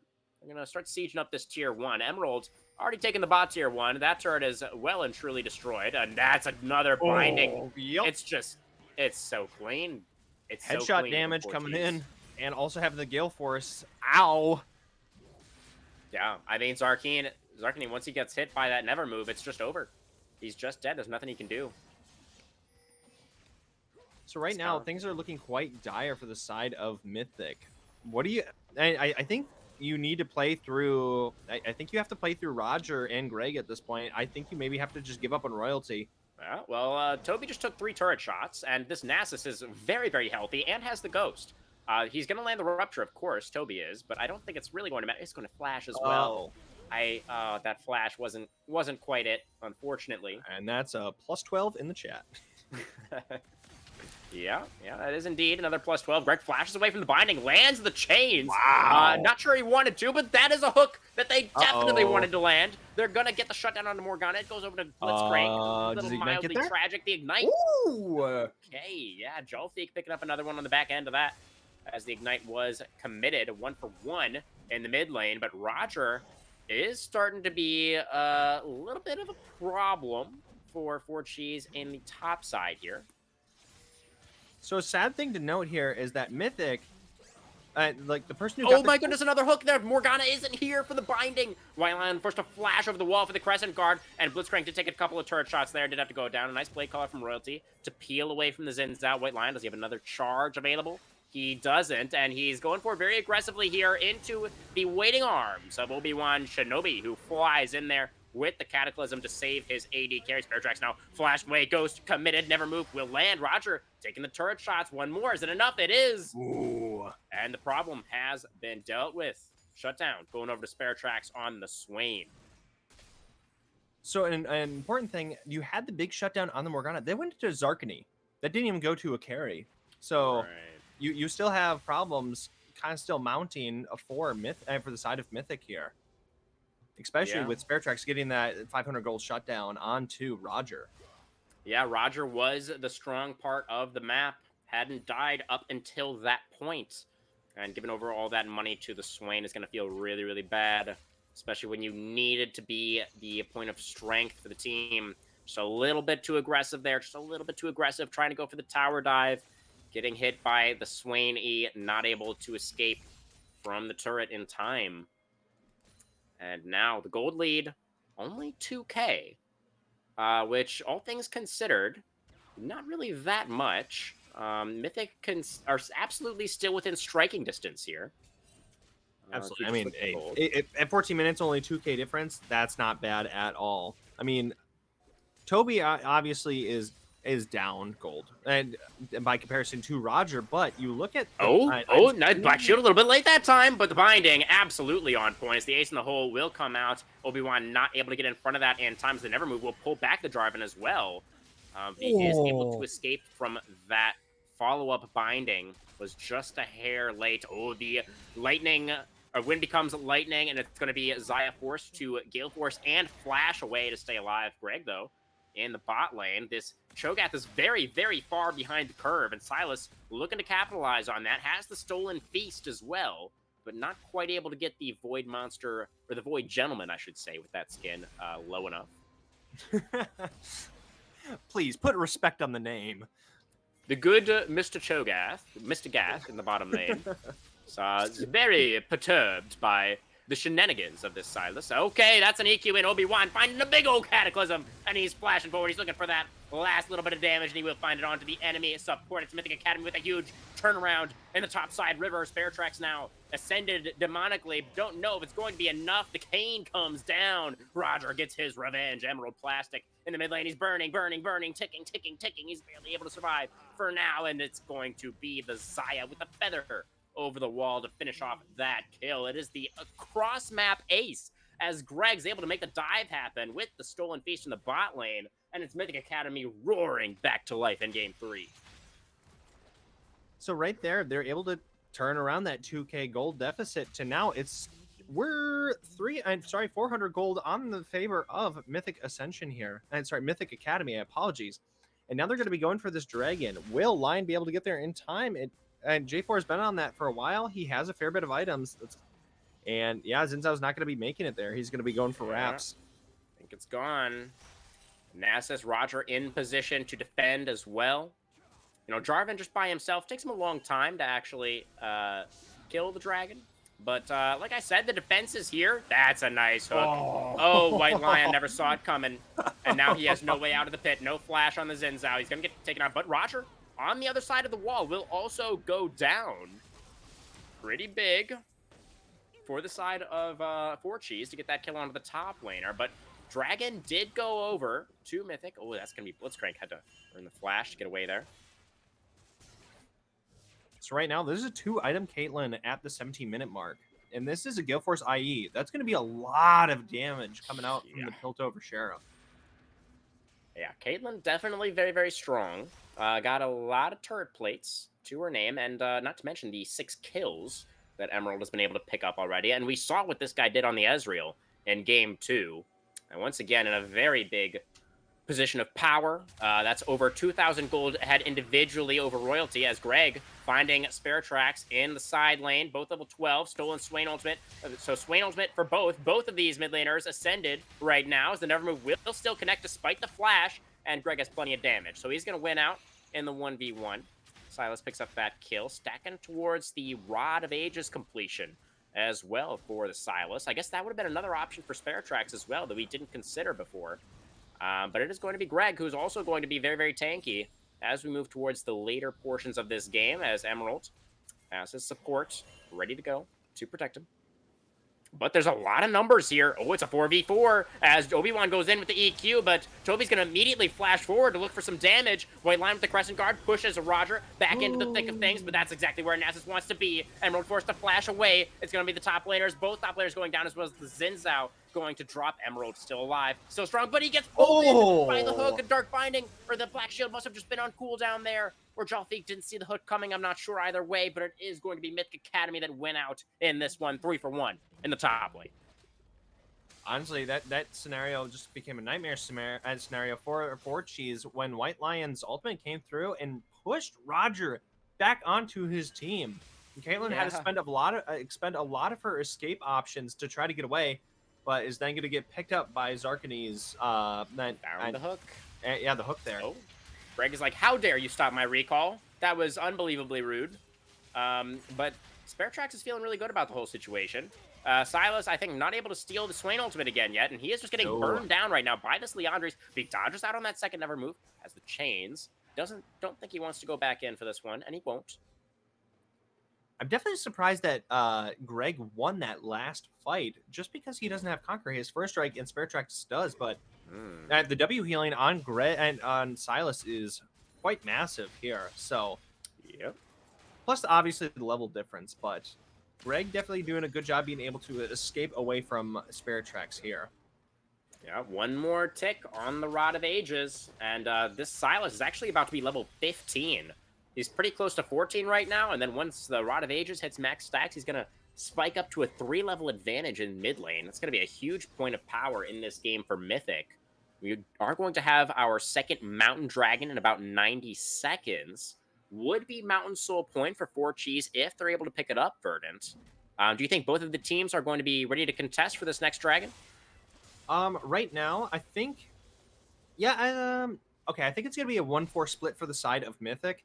Right now, you don't need Roger at this fight. You can just go throw him on the top side. He will just cleave his way through the tower. And, I mean, he does have TP, so he can be there whenever needed. So does Toby. Oh, right now, that might be a quick fight here on the bot side. They're posturing. Yeah, Emerald is not there. Caitlyn is not in the bottom side right now. 4Cheese do not have their strongest member. It's going to be Jolfeek flashing away, trying to stay alive. It's going to be Zai taking a lot of damage in the front line, going up into the air with the Feather Sword. Gale Force forward now picks up a kill onto the enemy support, and it's going to be the win indeed for Mythic Academy in the bot side. Rivers, they had the numbers advantage. They execute well, and they pick up the 3 for nothing, and it looks like Baron may be the target. So right now we had that early game start where it was massive, but we have really seen Mythic just turn it around throughout this game. And Roger's still just in the top side, cleaving through these minions. Right now he has 590 stacks here at the 20-minute mark. That's so pretty big. Hurts. That's a big dog right there. Cho'Gath is alive, has Feast and Flash. Probably going to try and look for a steal here. He's also full HP, and Greg is going to do his absolute best to try and keep the Cho'Gath away, but Toby is very much in the pit. Can he find it? Not quite. Timing almost good enough there. Oh, Emerald, no. Oh, he didn't respect the crank. Zarkany finds it. The Caitlyn will get the tier 2 tower in the mid lane, but at what cost? The marksman goes down. Baron buff on all 5 for Mythic Academy as Jolfeek now. The Black Shield going to be immediately destroyed, as Greg will make short work of the enemy support. Right now, it looks like the side of 4Cheese is just crumbling apart. They're all getting picked out in just weird places across the map. And it's so tough, right? Because they had such a huge lead, like you just said, in the early game. They were in such a great position at the start of this one, and I like their draft better as well. But absolutely, as you say, Verdant, they're just getting caught out of position. It's happened a few times in a row now, where they just haven't really feel like they've been respecting their opponents. They haven't been making the right choices. Roger is a little bit far forward here, but he's very tanky. He will eventually go down. It's going to be Zarkany knocked up into the air now, as White Lion looking to continue the chase, charging forward audaciously. Going to be a couple of kills. Now going back over to the side of 4Cheese. So they're not out of this just yet. It's been a rough few minutes for the side of 4Cheese, for Madison, but they're still in it. They're pushing down mid lane now. The 3-man defense is here for Mythic. They've got Baron buff still on as well for a good another 90 seconds or so, I believe. But not able to do a whole lot of pushing, unfortunately for them. They were able to get the second Mountain Dragon, though. So on the side of and on the side of Mythic, I think it's important getting both of these Mountain Drags. You have a lot of these melee and melee champions, and if they're able to just walk up there and take a lot more abuse, they can have a lot more potency here throughout this game. And now with a 5k gold lead, we're definitely going to be seeing that coming up. Yeah. The Mountain Soul could certainly come into play if this game continues at the current pace. It is Mythic who have fought back from that early deficit and now find themselves comfortably in the lead. But they're still a couple dragons away from actually claiming the soul for themselves, and both of the tier 2s in the side lane are still up as well. So Roger's got a little bit of work to do still. He does have 3 items on the Nasus. He's very, very strong. This game is not over just yet. Oh, that hook he definitely didn't see coming. As some very clever positioning from Zarkany behind the curvature of the wall there. Means he's able to land the hook, gets the pick onto Jolfeek. And now Baron buff is going to be wearing off very, very soon. But they still have this minion wave at least. See if they're able to break the base. Inhibitor turret under fire. Rupture lands onto Obi-Wan, but he has the EQ to get himself to safety. White Lion 3 levels down to the Nasus, trying to defend the tier 2 turret. But the Kane is just, it's too big. White Lion was not able to defend that turret, just misjudging his safety in that position. Giving over another kill now to Roger.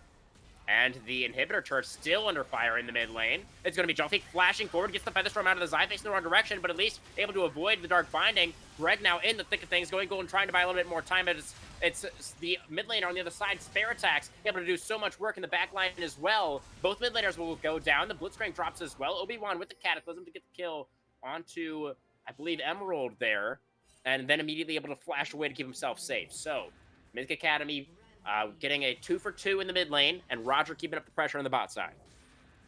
So in the middle of that, Caitlyn was able to get a shutdown onto Greg, but she was unable to get the snap trap when he was in the stopwatch.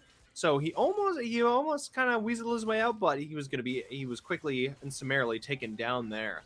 Right now it's going to be White Lion going in on and trying to just force him off the top lane here, but this just continuing to look more and more dire for the side of Four Cheese. But we don't want to be too much doom and gloom, ladies and gentlemen. But Yeah, what do you think is going to be the game plan of Mythic? If I had to say, I think you would just want to stick with your consistent 1-4 gameplay. You just have the dog in the side lane, and then you just play for the rest and wait for a Zarkany grab.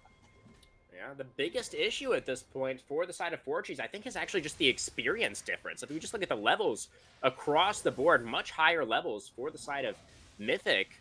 Spare Tracks trying to do his best to keep Roger here as we see the collapse coming through from the rest of Forges. They're trying to cut off the dog's escape, but he's off the leash. He's running for it, and now here comes Zarkany, Hex flashing over the wall. Gonna get the pullback onto the Zin's out. Crescent Guard comes out. Can White Lion buy enough time? They do get the kill onto the Jarvan to start things off. Zin's out still extremely low, and Royalty will be able to pick up that kill as Cho'Gath on the front line will also get taken out. And look at Roger. He's ghosting. He's so massive on the Nasus. Just able to clean up the back end of that one. It's 4-for-1 in the bot lane for Mythic Academy, and they're marching down the lane now, looking to potentially end the game. Yeah, I think, honestly, looking at this game, J4 was able to get a lot of value in this game. He has a 4-2 and 21 stat line. He's been able to just go around, help a lot of his teammates here. So much work, yeah. He is the reason, I think, that they were able to survive through that early game when they were so far behind. He is the reason why Greg and Roger were able to play the video game, you know, as we move towards the mid and late stages. I think that's a great shout out there, Verdant, to Obi-Wan on the Jarvan. Fantastic game from him. Keep the squad in it. And now they are eyeballing Mountain Soul Point. Already taken the bot lane inhibitor, and should be no contest for this objective. Right now, this is going to be setting them up for Soul Point. Do you try to just run over to Baron? Oh, wow, they took that way too fast. Never mind. You're not running over to Baron. Yep. 3-item Zaya. Royalty has absolutely scaled into this one. Yeah, starting with an 0-4 stat line has now turned it around to 11-4 and 3. Really has. Huh?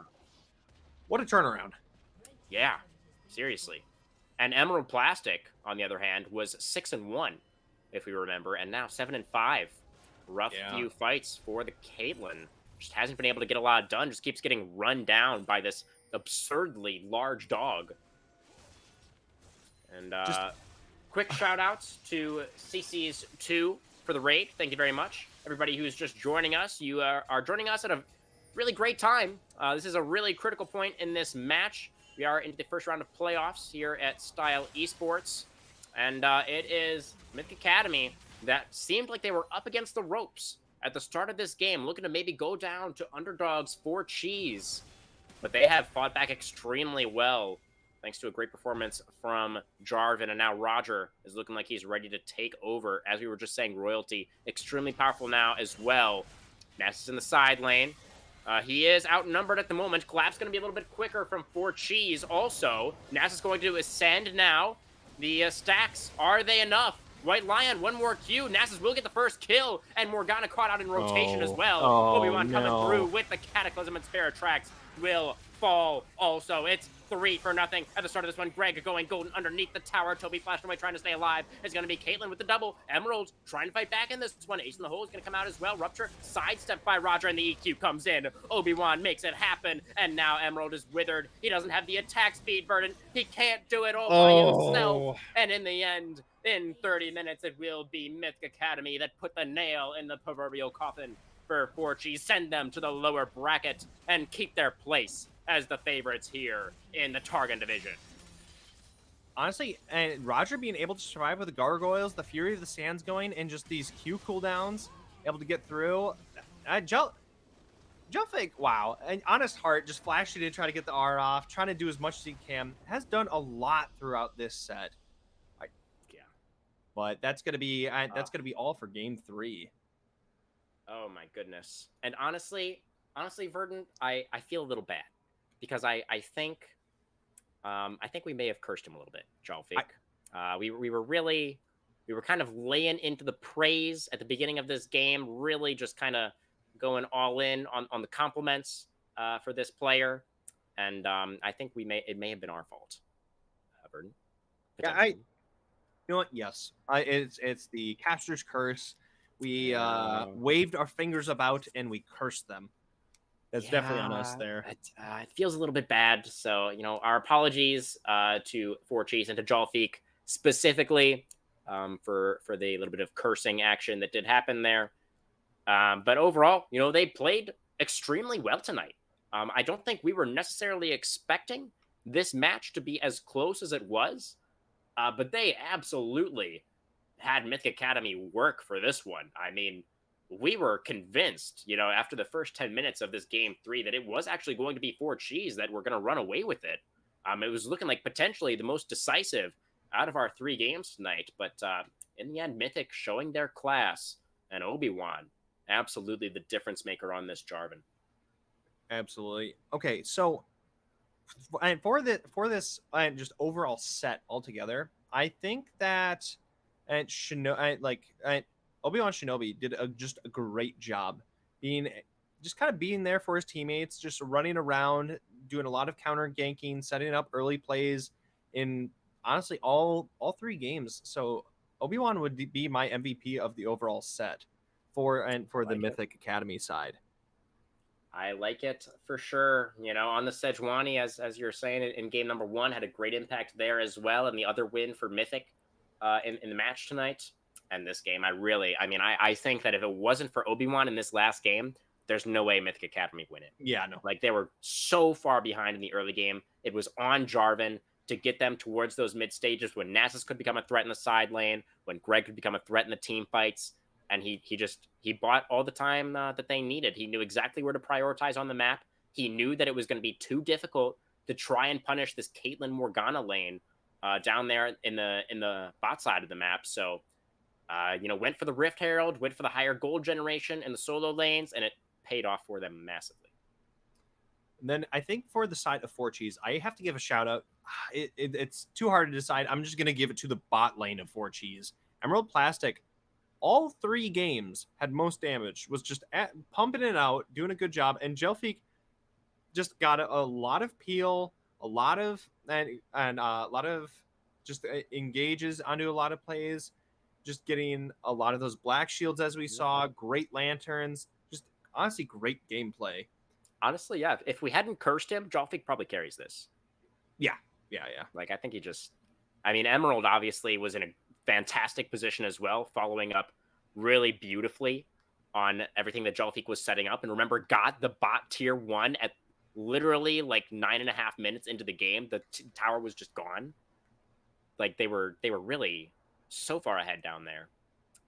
But it was just they couldn't finish it off.